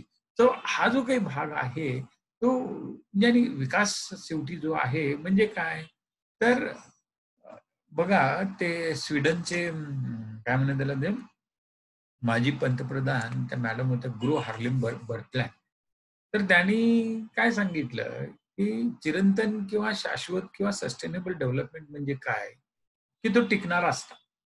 तर ते आता केलं आणि लगेच प्रगती झाली आणि नंतर परत काहीच नाही झालं असं नाही चालणार. तर इथं काय राहणार, की ते एकदा तुम्ही विकास करायला सुरुवात केली, की ती टिकणारा विकास असला. आपल्या स्पर्धा परीक्षेच्या तयारीत सुद्धा तसंच आहे. तुम्ही समजा आता ह्या परीक्षेचा अभ्यास सुरू केला, तर आज तुम्ही जे वाचाल ते निदान 1 वर्ष तुमच्या लक्षात राहिलं पाहिजे. किंवा आता वयोमर्यादा वाढल्यामुळं बरीच पोरं ती अगदी 38 वर्षापर्यंत परीक्षेची तयारी करतात. मग एखाद्यानं 18व्या वर्षी किंवा 20व्या वर्षी स्पर्धा परीक्षेची तयारी करायला सुरुवात केली आणि त्यावेळी त्याने केलेला अभ्यास पुढं 18 वर्ष ते जे काही परीक्षा देईल त्याला उपयोगी पडला पाहिजे. किंवा त्या परीक्षेच्या काळामध्ये शेवटी स्पर्धा परीक्षेचा अभ्यास करायचा म्हणजे की नुसतं ज्ञान मिळवायचं असं नाहीये. तर त्या मिळालेल्या ज्ञानाचा वापर करून जीवनात जर यशस्वी व्हायचं झालं, तर जी कौशल्य लागतील ती विकसित करण्यासाठी हे आपल्याकडं काय म्हणता येईल त्याला इन्स्पिरेशन जर मिळायचं असेल, तर त्याच्या पाठीमागे ही टिकणारी विचारशैली किंवा टिकणाऱ्या गोष्टी महत्त्वाच्या असतात. सो अगेन सस्टेनेबल डेव्हलपमेंटचा तो एक भाग आणि तो त्याच्यामध्ये येतो. मग आता अलीकडच्या काळामध्ये हिरवी अर्थव्यवस्था आणि मग ग्रीन इकॉनॉमी त्याच्याबद्दलचीच आहे. मग त्यात हरित राष्ट्रीय उत्पन्न वगैरे ते आलेलं आहे, त्याच्यावरती प्रश्न आलेत. त्यानंतर मगाशी जसं सांगितलं तुम्हाला, राजीव गांधींच्या टेक्नॉलॉजी मिशनमुळं 2000 सालापर्यंत भारताचा कसा विकास करायचा याच्या गाईडलाईन्स ज्या ठरल्या गेल्या आणि एकंदरीत मग जगामध्ये असे विकासाचे अनेक प्रयत्न किंवा अनेक मॉडेल होते आणि मग त्यावेळेला युनायटेड नेशनच्या आमसभेनं एक निर्णय घेतला, की 2015 मध्ये आपण 21व्या शतकात जाणार, तर 2015 पर्यंत 15 वर्षात देशात जगातल्या सगळ्या नागरिकांना चांगल्या भौतिक सुविधा किंवा नागरी सुविधा मिळायला पाहिजेत. त्यासाठी आपण जगातल्या राष्ट्रांच्यासाठी काही मार्गदर्शक तत्व किंवा एक उपक्रम ठरवूया. उद्दिष्ट ठरवायची आणि त्यासाठी मग ते एम-डी-जी मिलेनियम डेव्हलपमेंट गोल्स अशी 2000 साली ठरली आणि 31 डिसेंबर 2015च्या रात्रीपर्यंत जगातल्या सगळ्या नागरिकांना 8 घटकाशी संबंधित जवळ-जवळ काहीतरी त्यात एक 30-40 वर असे उद्दिष्ट होती. ते गाठण्यासाठी मार्गदर्शन, मदत आणि सल्ला द्यायचं सुरू झालं आणि त्यातली काही उद्दिष्ट भारतानं साध्य केली, काही झालेली नाहीत आणि ते काय तर त्याच्यावरती प्रश्न त्याला मग आपण मिलेनियम डेव्हलपमेंट गोल्स किंवा 3 नंबरचा टॉपिक जो आहे सहस्रातील विकास उद्दिष्टे म्हणायचे. मग त्यावरती प्रश्न आलाय. मग आता 2015 पर्यंत हे काही शक्य झालं नाही. जगात सगळीकडे हे काही झालं नाही. मग आणखी 15 वर्ष वाढवण्यात आली आणि 2015च्या 24 ऑक्टोबरला युनायटेड नेशननी एम-डी-जीची जागा एस-डी-जीला दिली. मग त्याला सस्टेनेबल डेव्हलपमेंट गोल्स. मग त्याच्यात 17 घटक आहेत. त्या 17 घटकामध्ये प्रत्येक घटकात नाही म्हणाल तर 5-7 उद्दिष्ट आहेत. आणि असे 17 गुणिले प्रत्येकाचा 5 जर केला तर 100 वर उद्दिष्ट 2030 सालामध्ये जगातल्या सगळ्या राष्ट्रांनी ती साध्य करायची ठरवलेली आहे. आणि त्याच्यानुसार प्रत्येक राष्ट्राची वाटचाल चालू आहे. मग त्याच्यावरती प्रश्न येणार. मग ते विकासाचं एल-पी-जी म्हणजे लिबरेशन, प्रायव्हेटायझेशन, ग्लोबलायझेशन मॉडेल त्याच्यावरती. जलद आणि सर्वसमावेशक वृद्धी. भारतीय पंचवार्षिक योजनेच्या काळात मगाशी तुम्हाला सांगितल्याप्रमाणे जो सी आला, किमान मिनिमम किंवा कॉमन मिनिमम प्रोग्राम किंवा किमान समान कार्यक्रम. तो 11व्या पंचवार्षिक योजनेमध्ये आला आणि मग त्यावेळेला जी काही उद्दिष्ट ठरवली गेली होती, त्यातलं पहिलं उद्दिष्ट होतं ते जलद आणि सर्वसमावेशक वृद्धी. विकास झाला पाहिजे, पण सगळ्यांचा झाला पाहिजे. कुणाचा एकाचा नाही. सगळ्यांना समान संधी त्याच्यात मिळाली पाहिजे. मग त्या पंचवार्षिक योजनेमध्ये 6व्या ह्याच्यात आलं. आणि त्याच्यातनंच मग इन्क्लुजनचा विचार वाढायला लागला. 10व्या मध्ये ते सस्टेनेबिलिटी आली होती. ते वाढायला लागलं. 9व्या मध्ये ते ग्रीन इकॉनॉमी आली. मग त्याच्यावरती भर देण्यात. सो प्रत्येक पंचवार्षिक योजनेमध्ये काहीतरी एक नवीन विचार पुढे घेऊन भारताचा आर्थिक विकास कसा होईल याच्यावरती लक्ष दिलं गेलं आणि नियोजनाच्या धोरणातील सुरुवातीच्या काळातील बाबी. मग आता हे नियोजनाच्या सुरुवातीच्या काळातल्या बाबी म्हणजे 1991 पर्यंतच्या लक्षात घ्यायच्या. आणि काही लोक म्हणतात, की पहिल्या 2 पंचवार्षिक योजना याच्यासाठी महत्त्वाच्या. मग ते हॅरल्ड डोमर मॉडेल आणि महालनोबिस मॉडेल. या 3 म्हणजे पहिली पंचवार्षिक आणि दुसरी आणि तिसरी. तर 51 ते 65 या 3 पंचवार्षिक योजनेच्या काळात भारताचा विकास कसा झाला त्याच्याबद्दल आणि त्यातनंच मग आपल्याकडे काय झालं, की ज्याला आपण म्हणतो, की सार्वजनिक क्षेत्र अर्थव्यवस्थेत आलं. खाजगी क्षेत्र सुद्धा होतं. मग मिश्र क्षेत्र आलं. मग कुणी कुठले उद्योग करायचं ते ठरलं. त्यानंतर शेतामध्ये ते कुळ कायदे आले आणि मग त्याच्यातनं हरित क्रांतीचा सुद्धा भाग आला त्याच्यात. तर असं हे सगळं जे काही आहे ते नियोजनाच्या धोरणातल्या सुरुवातीच्या काळात. मग त्या काळात आपल्याकडे खत कारखाने आले, पोलाद उद्योग सुरू झाले किंवा तुम्ही जर बघायला गेला तर धरणं मोठ्या प्रमाणात त्या काळात बांधली गेली. तर हे सगळं जे काही आहे तर त्या नियोजनाच्या सुरुवातीच्या काळात. तर विकासाच्या बद्दल अशा ह्या 7 महत्वाच्या संकल्पना त्याच्यावरती आधारित गेल्या 7 परीक्षांच्या मध्ये जवळ-जवळ एखादी 15 ते 20 प्रश्न आले. आता या सगळ्या बाबी सरकारनं विचारात घेत असताना मार्गदर्शन किंवा सल्ला लागतोच. मग म्हणजे बघा कुठल्याही पक्षाचं जे उद्दिष्ट असतं सत्ता मिळवण्याचं. मग सत्ता जर मिळवायची असेल तर लोकांचा आर्थिक विकास हे केंद्रभागी राहायला पाहिजे. मग तो करायचा झाला तर पक्षाचं धोरण आणि अर्थविकासाची तत्व जर सांगड घातली तर ते टिकणार असतं. आणि मग त्यामुळं अशा अर्थतज्ञांना फार महत्व आहे. आणि मग आता सुद्धा जगामध्ये भारतातले अर्थतज्ञ जे आहेत त्यांचं योगदान खरंच डेव्हलपमेंटल इकॉनॉमिक्सच्या बाबतीत किंवा मुळात आपल्या देशातले सध्या तर 2 पक्ष तुम्हाला माहिती आहेत. एक पक्ष म्हणजे एनडीए वाला, दुसरा भाग म्हणजे युपीए वाला. तर युपीए वाल्यांचा आर्थिक विकासाचा ढाचा हा अमर्त्य सेन यांच्या आर्थिक विचारावरती अवलंबून आहे. आणि मगाशी सांगितलं त्याच्याप्रमाणे बॉटम टू टॉप म्हणजे सामाजिक क्षेत्रावरती प्रचंड खर्च करायचा, जनतेचं सबलीकरण करायचं, डेमोक्रेटिक डिव्हिडंडचा फायदा घ्यायचा आणि मग उत्पादन वाढणार, आपोआप देशाचा विकास होणार. आता एनडीए सरकारचा जो काही एकंदरीत डेव्हलपमेंटल मॉडेल आहे ते टॉप टू बॉटम. मग ते जगदीश भगवती मॉडेल असं म्हणतात. मग जगदीश भगवतींचे जे अनुयायी आहेत, मग अरविंद सुब्रमण्यम, अरविंद पंगारिया किंवा सध्याचे त्यांचं नाव विसरलो मी, आपले पंतप्रधानांचे आर्थिक सल्लागार जे आहेत, तर ह्या सगळ्यांचं एकंदरीत विचार जो आहे तो जगदीश भगवती यांच्या आर्थिक विचाराशी जुळणारा. आणि मग त्यांचं कसं की देशाचा किंवा राष्ट्राचा विकास जर करायचा झाला, प्रचंड प्रमाणात तंत्रज्ञान आणि आर्थिक गुंतवणूक किंवा भांडवली गुंतवणूक केली पाहिजे. मग ती केली की आपोआप काय होणार, तुमचा बघा विचार जर मोदी सरकार ज्या वेळेला सत्तेत आलं, त्यावेळेला 2014 मध्ये भारताची अर्थव्यवस्था $1 ट्रिलियन होती. आणि 1 ते $1.5 ट्रिलियन होती. आणि गेल्या साधारणपणे म्हणजे पहिल्या 10 मध्ये आपण नव्हतो, ज्यावेळेला मोदी सरकार आलं त्यावेळेला. आणि नंतर आता 2020 मध्ये आपण पहिल्या 5 मध्ये आलेलो आहे. तर भारताची जी आर्थिक व्यवस्था सध्या जीडीपीच्या संदर्भात जगात 5व्या क्रमांकाची आहे. आणि मग हे होत असताना आपली ट्रिलियन डॉलरच्या ह्याच्यामध्ये एकचं आपण 3 म्हणजे 1.5 किंवा सव्वा 1 असेल, ते आपण 3 ट्रिलियन डॉलर पर्यंत गेलेलो आहे. किंवा $2.96 ट्रिलियन एवढी भारताची अर्थव्यवस्था सध्याची आहे. आणि सध्या तर लॉकडाऊनमुळे ते कमी होऊन रिसेशन होऊन कमी होईल. 2021 मध्ये हे सगळं चित्र बदललेलं असेल, वर-खाली थोडंफार होईल आणि फक्त भारतात नाही सगळ्या जगाचं होतंय. मग अशा वेळेला जर तुम्ही बघायला गेला, तर ते झालं कशामुळे? एकचं ते म्हणजे सव्वाचं हे किंवा आता परकीय चलन साठा. 500 ट्रिलियन सॉरी बिलियन डॉलर एवढं कधी म्हणजे आता अर्धा ट्रिलियन डॉलर झालं काय ना ते. म्हणजे भारतीय अर्थव्यवस्थेच्या 3 ट्रिलियन डॉलर मध्ये परकीय चलनाचा साठा त्या तुलनेत जर बघायला गेला तर 3चा म्हणजे 3000च्या तर 500 मग तसं जास्तच आहे तो. तर हा सगळा जो काही भाग आहे तो युपीएच्या आर्थिक धोरणाला दिशा देणारे अर्थतज्ञांचं किंवा सल्लागारांचं योगदान त्यातलं महत्वाचं असतं. आणि मग अशा वेळेला परीक्षेमध्ये त्यांची नावं आलेली आहेत. मग ते प्राध्यापक सोलो आणि सॅम्युल्सन यांनी आर्थिक विकासाचं मॉडेल, त्याला आर्थिक विकासाचं एक सोलो मॉडेल आहे. मग ते नेमकं काय आहे? तर आर्थिक विकास करायचा झाला तर तंत्रज्ञान आणि भांडवल जास्त पाहिजेच. मग ती कशी, त्याच्यातनं काय होईल, हे ते सोलो या शास्त्रज्ञाने सांगितलं. सॅम्युल्सननी सुद्धा आर्थिक विकासाचंच मांडलेलं आहे. गुलनार मिर्दल हे स्वीडनचे खासदार होते स्वीडनच्या पार्लमेंटमध्ये.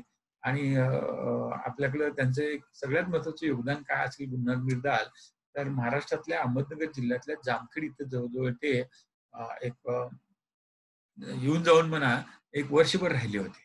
आणि त्यावेळेला त्यांनी त्या आपल्या महाराष्ट्र सरकारनं सुरू केलेली रोजगार हमी योजना, दिस हॅपन्ड इन 1976-78.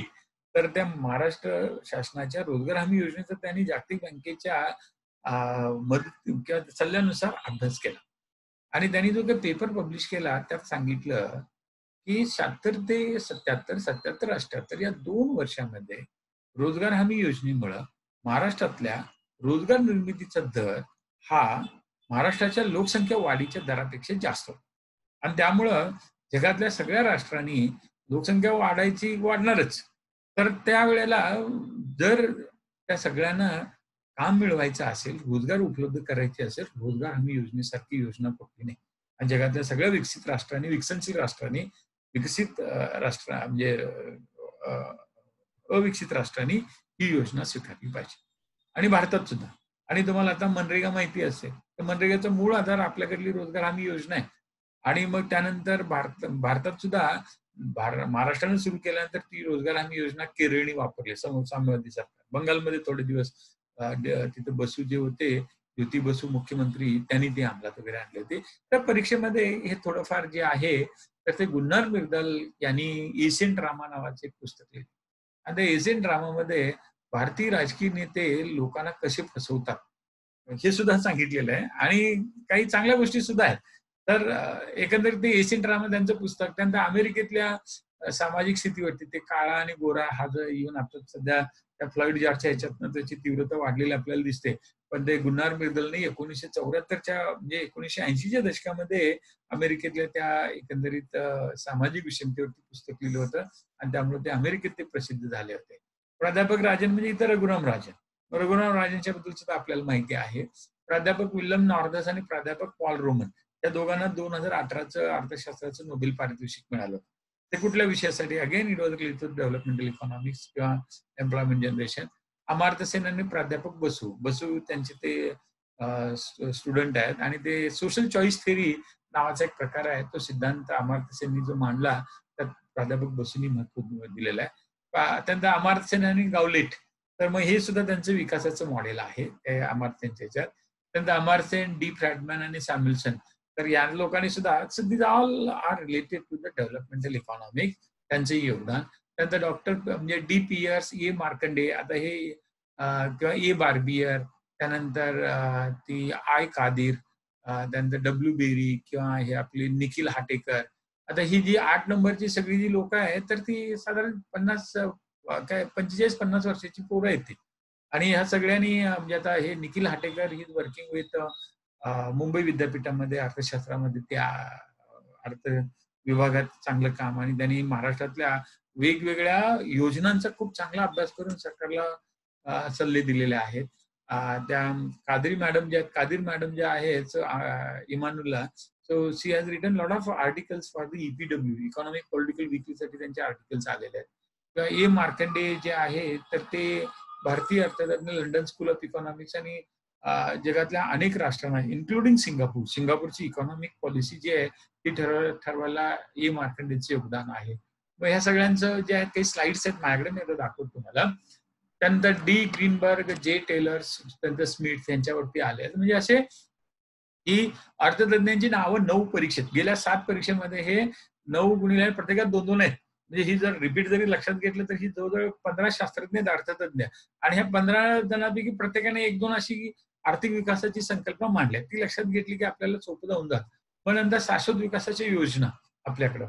मग ती सॅफ्रन मिशन काश्मीरसाठी 2010ला सुरू झाली होती. अर्थात त्यात यश आले नाही, पण त्याच्यावरती. आणि आता यावेळेला तर आपण सॅफ्रन आणि हिंग, म्हणजे हिंग आणि केसर सगळ्यात जास्त इराणमध्ये येतं आणि ते सध्या आपण आयात करतोय. त्यानंतर राष्ट्रीय कृषी विकास योजना आपल्याकडे आहे. सुवर्ण क्रांती परत फळांच्या किंवा हॉर्टिकल्चरच्या बद्दलची आहे. त्यानंतर भारत नेट म्हणजे सगळ्यांना म्हणजे जो उद्देश मगाशी सांगितला ना तुम्हाला, आता सध्या लॉकडाऊनच्या काळात सगळं इव्हन आपण सुद्धा सध्या त्या झूमवरनं करतोय. तर सध्या शाळा सगळ्या म्हणाला त्याचा इंटरनेटवरती अनेक अशा ऑनलाईन शाळा सध्या सुरू झालेल्या आहेत. आणि मग यात ग्रामीण भागामध्ये हे सगळ्या प्रकारची कनेक्टिव्हिटी आणि ती 24 तास फुकट मिळाली पाहिजे, याच्यासाठीचा हा भारत नेट प्रकल्प आहे. त्यावरती प्रश्न. आणि काय झालंय, सध्या भारतातली 50% लोकसंख्या महाराष्ट्र आणि बाकीची राज्य जर बघितली तर आहेतच. आणि सध्या देशामध्ये सुद्धा तसाच तो प्रकार होणार आहे. आणि त्यामुळे मग शहरीकरण आणि आर्थिक विकास यावरती मग JNNURM वरती प्रश्न विचारलाय. त्याची सध्या जागा आपली जी अटल योजना जी आहे शहरांच्यासाठी त्याने घेतलेल्या आहे. स्मार्ट सिटी प्रकल्प आपल्याकडे सुरू झालेले आहेत. तर अशा पद्धतीने शाश्वत विकासातले हे असे 10 प्रश्न जे आहेत, त्या 10 मुद्दे हे तुमच्या लक्षात येतील. आता याच्याबद्दलच्या काही स्लाइड्स जरा दाखवतो तुम्हाला, म्हणजे तुम्हाला अभ्यास करताना नेमकं हे सगळं जे येऊन गेलेलं आहे, आता परीक्षेत रिपीट होईल असं नाहीये. पण यातल्या सगळ्या ज्या मुद्दे आहेत त्याच्यावरतीच प्रश्न येणार आहेत. मग आता येऊन गेलेली ही मंडळी अशी आहेत, आता येणारी कुठली असू शकतील. मग त्यासाठी मला काय करायला पाहिजे? याचा आधार याचा आढावा घेण्यासाठी जर समजा काही स्लाइड्स आपण बघितल्या, अ, त्यातली पहिली स्लाइड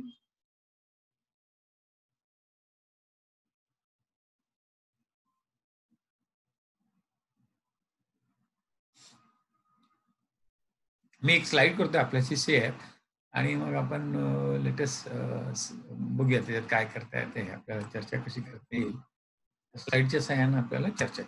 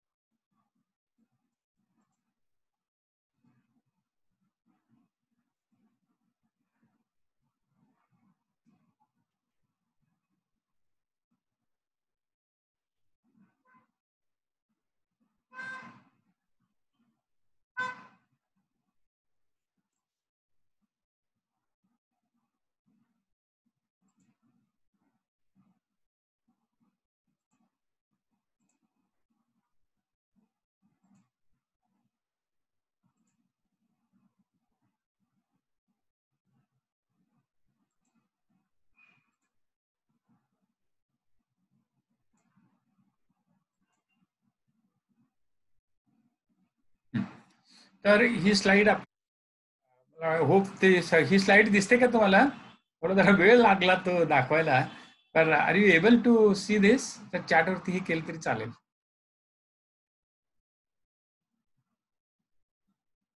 आनंद ती स्लाइड दिसते का?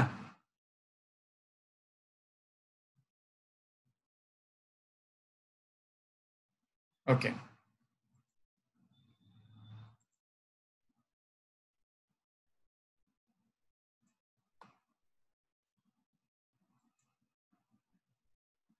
आता दिसते का बघा?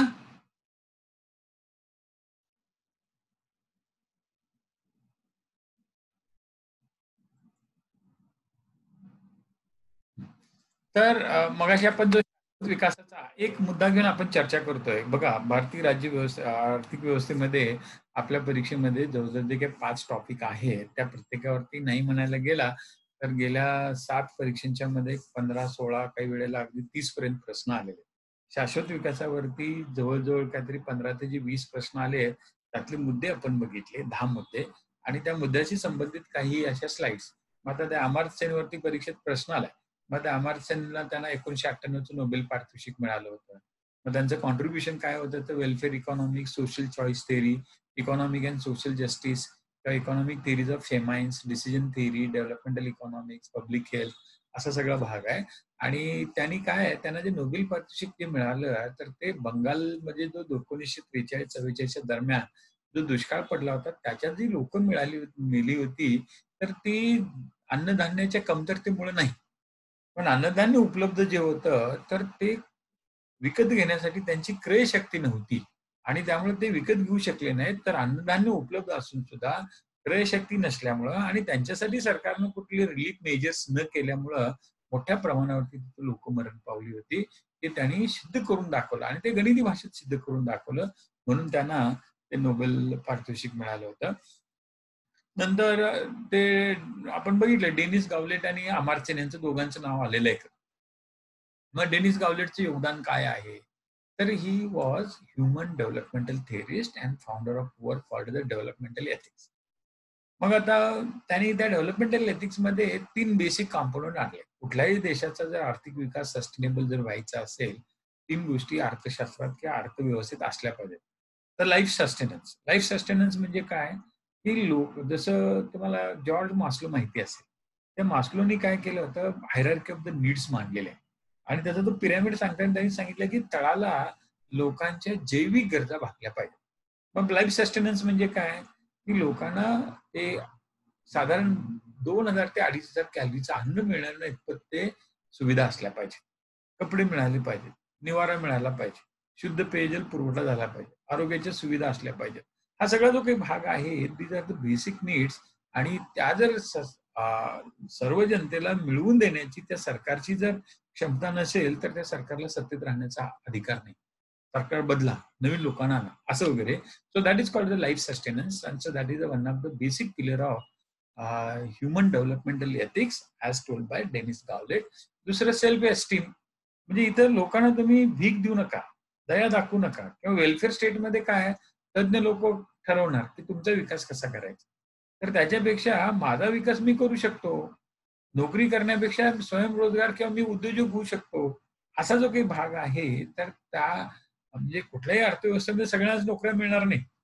काही लोकांना उद्योजक व्हावंच लागेल, काही लोकांना शेतकरी व्हावंच लागेल, काही लोकांना इतर गोष्टी लक्ष द्यावंच लागणार आहे.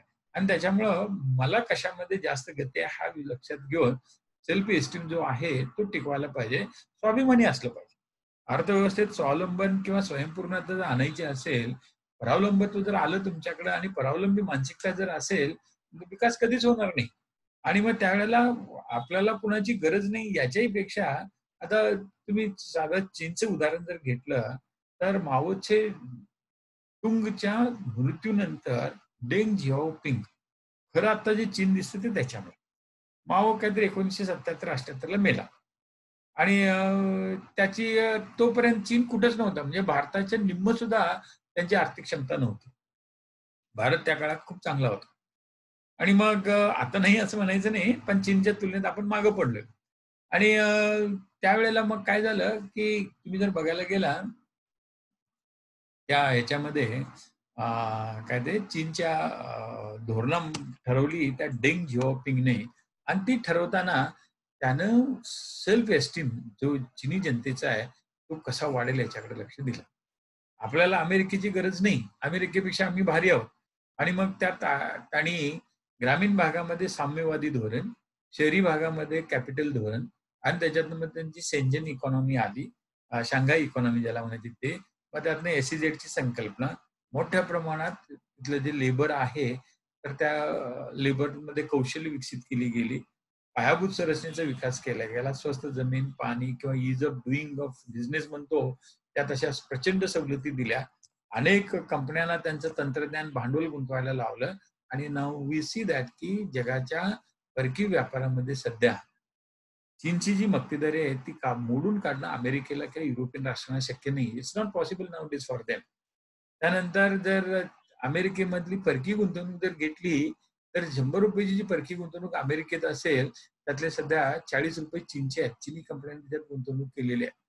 आणि हा सगळा जर काही भाग बघायला गेला, तर why this happen? This happen only because Deng झियाओपिंगनी चिनी माणसातलं जे काही काटकपणा आहे किंवा त्याच्यामध्ये दुर्दम्य किंवा ॲस्पिरेशन लेव्हल प्रचंड वाढवलं.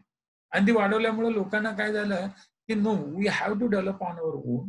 We don't know anybody. पण लागलं तर आम्ही इतरांची मदत घेणार, पण ते आपल्या अटीवरती. आणि त्यामुळे त्यांचं जे काही धोरण जे ठरलं गेलं सेजचं, तर त्याच्यात ते निर्यातीसाठी उद्योग. पण निर्यात तुम्हालाच करणार. तुमचाच पैसा, तुमचं तंत्रज्ञान वापरायचं आम्ही, उत्पादन आम्हीच करणार आणि ते तुम्हालाच विकणार. आणि मग त्यातनं काय झालं, की आम्हाला प्रचंड प्रमाणामध्ये आर्थिक स्रोत निर्माण होणार. तो परत तुमच्याकडेच गुंतवणार. आणि असं सगळं करत करत आता जर तुम्ही बघायला गेला, तर चीननं बाकीच्या जगातल्या सगळ्या देशात असलेल्या पायाभूत संरचनेला पर्याय निर्माण केलाय. त्यांच्याकडे गुगलला पर्याय आहे, त्यांच्याकडे मायक्रोसॉफ्टला पर्याय आहे, त्यांच्याकडे नासाला पर्याय आहे. त्यांना ते ज्याला आपण म्हणतो इंटरनॅशनल स्पेस स्टेशन ते स्वतःच बांधतात. आणि कालच सांगतो तुम्हाला, त्यांनी शेवटचा उपग्रह अवकाशात सोडला. आणि ते जीपीएस सिस्टीम अमेरिकेपेक्षा भारी जीपीएस सिस्टीम त्यांनी सध्या निर्माण केलेली आहे. तर हा सगळा जो काही भाग आहे, मूळ त्याचं कारण डेव्हलपमेंट एथिक्स. आता ते एथिक्स त्यांच्याकडे ते त्यांच्या जनतेसाठी खूप चांगलं आहे, पण जगासाठी फार घातक आहे. कोरोनाच्या ह्याच्यातनं आपल्याला दिसून आलं ते. आणि मग नंतर ते स्वातंत्र्य. दुर्दैवानं चीनमध्ये व्यक्तिगत स्वातंत्र्य अजिबात नाही. मानवी हक्क तर विचारायलाच नको. पण त्यांच्या आर्थिक विकासावर त्याचा काही परिणाम झाला.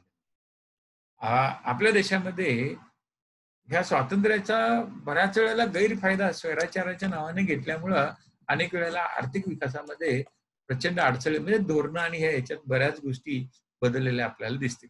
आणि त्या डेनिस गावलेटची ही 3 तत्व जी आहेत, त्याचं खऱ्या अर्थानं हे त्यांनी 71 ला मांडलं. आणि ते डेंग जियाओपिंगनी 78 मध्ये स्वीकारलं, की ह्याच्यावरतीच आधारित आपण पुढे जायचं. आणि 78 ते आता 2000 म्हणजे गेल्या साधारणपणे 50 वर्षामध्ये चीन कुठल्या कुठे निघून गेलेला आहे. त्याचं only because of accepting certain principles or the changing certain principles of the economic development as the situation and the time demands. असला प्रकार. आणि Goulet's definition of development is what? It is a field that examines the ethical and value questions related to the development theory, planning and practice. आणि तो सगळा भाग म्हणजे ते साम्यवाद सोडून दिला. ग्रामीण भागात ठीक आहे, जिथं लोकांच्याकडे काही एवढे जास्त नाही त्यांच्यासाठी ठीक आहे. पण शहरी भागामध्ये जर समजा आपल्याला ह्याच्यात नादाला नुसत्या साम्यवादाच्या नादाला लागलो, आपला विकास होणार नाही. साम्यवाद आणि भांडवलवाद याची योग्य सांगड घालायची आणि त्यामुळे चीन फुटलं नाही. जर बघायला याच काळामध्ये रशियात काय स्थिती झाली. 1990 मध्ये गोर्बाचेवनी त्याला पर्याय उरला नाही आणि मग शेवटी रशियाचं विघटन झालं. चीनचं ते झालं नाही कारण योग्य वेळी त्यांनी योग्य निर्णय घेतले. त्यानंतर गुलनार मिर्झाच्या बद्दल मगाशी आपण बघितलं त्याची माहिती. मग त्यांचं वर्क जे आहे लालशाहीत लिहिलेलं मिर्झास economic work included contribution to price theory and applied work in international development. आणि त्यांचं जो एशियन ड्रामा पुस्तक आणि अमेरिकेतलं अमेरिकन डायलेमा म्हणायचं. तर अमेरिकन डायलेमा आणि एशियन ड्रामा ह्या दोन्हीमध्ये त्यांनी समाजातल्या विषम घटकांमधल्या म्हणजे विषमता जी आहे त्यातल्या उपेक्षित घटकांच्याकडे प्रचंड श्रमशक्ती असते. म्हणजे ते नैसर्गिक संपत्तीच म्हणायची. पण त्याचं शोषण अल्पसंख्याक म्हणजे तिथले जे गोरे लोक असतील किंवा काही आशियातले प्रस्थापित असतील ते शोषण करतात आणि त्यांना वर येऊ देत नाही. आणि ते सिद्धांत त्यांनी तो मांडला होता. आणि मग बिरदालच्या बद्दलची माहिती आहे. आता नोबेल प्राइज इन इकॉनॉमिक्स 2018-19 ला कुणाला मिळालं? तर आपले भारतीय अर्थतज्ञ अभिजित बॅनर्जी, एस्टर डफलो आणि मायकेल क्रेमर. आणि 18 ला कुणाला मिळालं? तर ते विल्यम नॉर्डस आणि पॉल रोमर. हा परीक्षेतूनच गेलेला प्रश्न आहे. मग ते कशासाठी मिळालं, काय मिळालं त्यांचं? तर विल्यम नॉर्डस हा काय आहे की पॅरिस करार जो झाला क्लायमेट चेंज बद्दलचा, तर ते सगळं त्याचा ड्राफ्ट त्या विल्यम नॉर्डसनी काढलेला आहे. आणि पॉल रोमर जो आहे तर त्यांनी सांगितलेलं आहे की तंत्रज्ञानाचा विकास अर्थव्यवस्थेच्या प्रगतीला जरी कारणीभूत ठरत असला, ते तंत्रज्ञान इको फ्रेंडली असायला पाहिजे.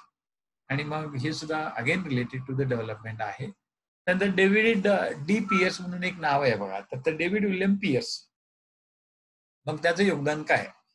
तर एन्व्हायरमेंटल इकॉनॉमिक्स आणि blueprint for green economy. Green economy जी संकल्पना आहे तर ती डेव्हिड पियर्सची आणि तेही परीक्षेमध्ये येऊन गेलेलं आहे. अनिल मार्कंडे जे आहेत he at present very important for economic development based on the ecological balance. आणि त्यामुळे त्यांची blueprint for green economy एक पुस्तक आहे. त्यानंतर ग्रीन अकाउंटिंग इन युरोप. त्यानंतर reconciling trade and development, cleaning the Ganga. Ganga नदीच्या सध्या नमामि गंगे प्रकल्प जो आहे तर त्यासाठी काय करायला पाहिजे त्याचा ढाचा सगळा हे अनिल मार्कंडे यांच्या पुस्तकातनं भारत सरकारनं उचललेला आहे.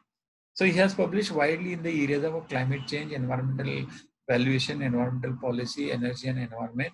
ज्याला आपण EIA म्हणतो ना, एन्व्हायरमेंटल असेसमेंट. तर ते करण्याबद्दल अनिल मार्कंडे यांनी काही प्रणाली विकसित केलेल्या आहेत. आणि मग त्यांच्याबद्दलची माहिती. नंतर ते एडवर्ड बार्बियर त्यांचं नाव आलेलं आहे. मग who was he? So global environmental सस्टेनेबिलिटीचा समर्थक. तर विकास हा जो कसला झाला पाहिजे, टिकणारा असला पाहिजे आणि त्याच्यात ecological balance is very important. आणि त्यांचं सध्या गाजणारं पुस्तक जे आहे, सध्या खूप गाजते पुस्तक, द वॉटर पॅराडॉक्स. आणि मग the overcoming the global crisis in water management. तर तेलापेक्षा पाणी महत्वाचं. आणि मग त्या पाण्यावरती युद्ध सुद्धा होऊ शकतात. तिसरं महायुद्ध किंवा असलं जे म्हटलं जातं त्याच्यात. आणि तुम्हाला माहिती आहे चीन तसंच करते सध्या. त्याच्यानंतर डेव्हिड फ्रीडमन. आणि हाही त्यांचं योगदान म्हणजे खूप चांगलं आहे.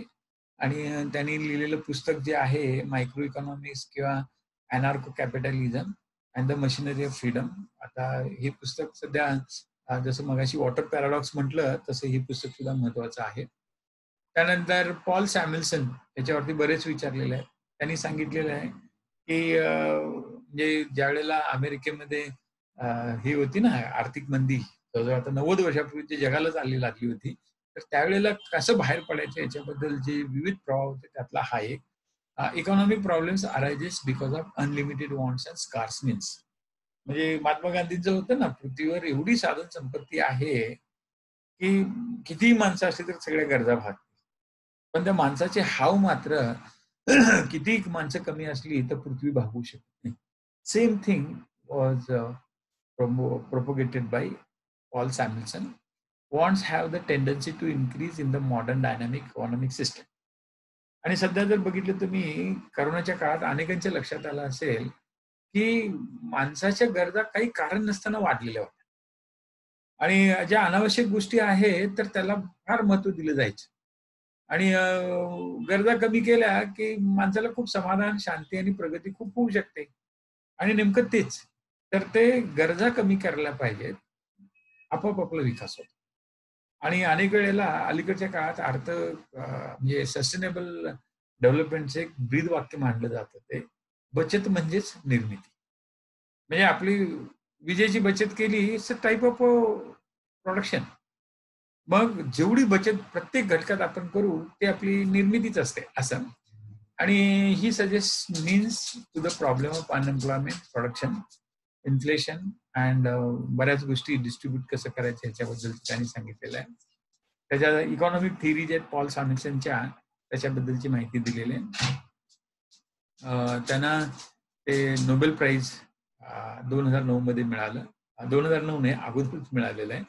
त्याच्याबद्दलची माहिती. त्यानंतर ॲडम स्मिथ आपल्याला माहिती आहे, अल्फ्रेड मार्शल त्याच्यावरचे आलेले आहेत काही वेळा. हे जेएम केन्स. तर अशी काही शास्त्रज्ञांची आर्थिक शास्त्रज्ञ त्यांची यादी दिलेली आहे. मगाशी ते सॉलो मॉडेल होतं ना, परीक्षेत येऊन गेले सॅम्युएल्सन आणि सॉलो. सॅम्युएल्सनचं आपण बघितलं. सॉलो मॉडेल जे आहे, Solow's model is often referred as a exogenous model of gold. I am sorry growth. आणि मग त्याच्यामध्ये तंत्रज्ञानाचाच महत्वाचा भाग असतो. 87चं नोबेल पारितोषिक त्यांना मिळालं. And he is considered as one of the new classical economist. त्यांनी ती थिअरी मांडली. मग त्याच्या उलट जे आहे ते एंडोजिनस ग्रोथ मॉडेल आणि ते सुद्धा सॉलो आणि स्वान या दोघांनी एकत्र येऊन मांडलं. आणि त्याच्यामध्ये जर तुम्ही बघायला गेलात तर ही सगळी माहिती दिली परीक्षेत त्याच्यावरचे प्रश्न येऊ शकतात. मग मूळ मुद्दा सस्टेनेबल डेव्हलपमेंट. सस्टेनेबल डेव्हलपमेंट किंवा शाश्वत विकास जो आहे, तर त्याला ते ब्रंटलँड रिपोर्ट म्हणायचं. आणि त्या रिपोर्टचं नाव किंवा जे टायटल होतं ते आवर कॉमन फ्युचर. 1987 ला ते world commission on environment and डेव्हलपमेंटनं पब्लिश केलं. आणि त्याच्यातूनच मग आर्थिक काय ते शाश्वत आर्थिक विकास संकल्पना पुढे आली. आणि मग याची व्याख्या काय आहे? की त्याचे आधार आर्थिक म्हणजे शाश्वत विकासाच्या कक्षा किंवा व्याप्ती किंवा पैलू अनेक आहेत. आणि त्याच्यातली कॉमन फ्युचरमध्ये त्याचा जो पैलू ब्रंटलँड रिपोर्टमध्ये मांडलेला आहे, तो म्हणजे काय? Sustainable development is a development that meets the needs of the present without compromising the ability of future generation to meet their own needs. म्हणजे टिकून राहिलं पाहिजे. तर आपला अभ्यास सुद्धा असा असला पाहिजे, की तो टिकणारा असला पाहिजे मगाशी सांगितल्याप्रमाणे. म्हणजे काय?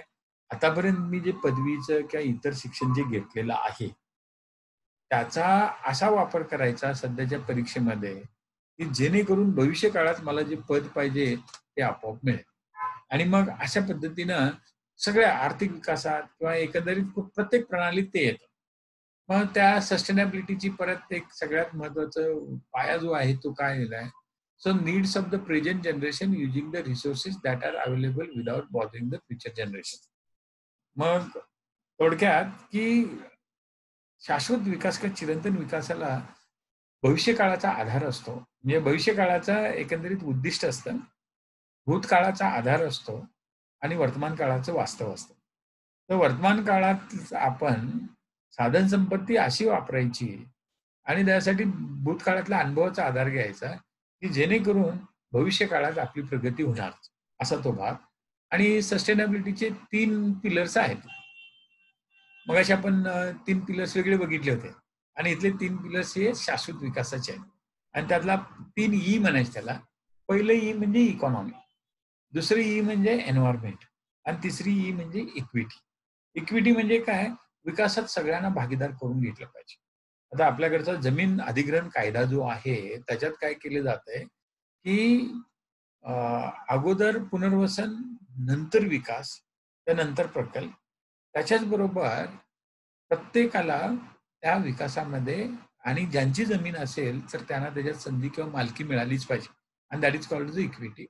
आणि याच्यातलं मगाशी बोलल्याप्रमाणे इकॉनॉमीच्या ऐवजी अलीकडच्या काळात एन्व्हायरमेंटल पिलरला शाश्वत विकासामध्ये महत्वाचा भर दिला जातो. मग हे मिलेनियम डेव्हलपमेंट गोल्स 8 होते. 2015 पर्यंत गाठायचे होते. आणि मग हे कुठले कुठले होते हे दिलेले आहेत. मग त्यात दारिद्र्य निर्मूलन होतं. त्यानंतर सगळ्यांना प्राथमिक शिक्षण मिळालं पाहिजे ते होतं. त्याच्यानंतर लैंगिक विषमता आहे ती कमी करायची. त्यानंतर बालमृत्यूदर कमी करायचा.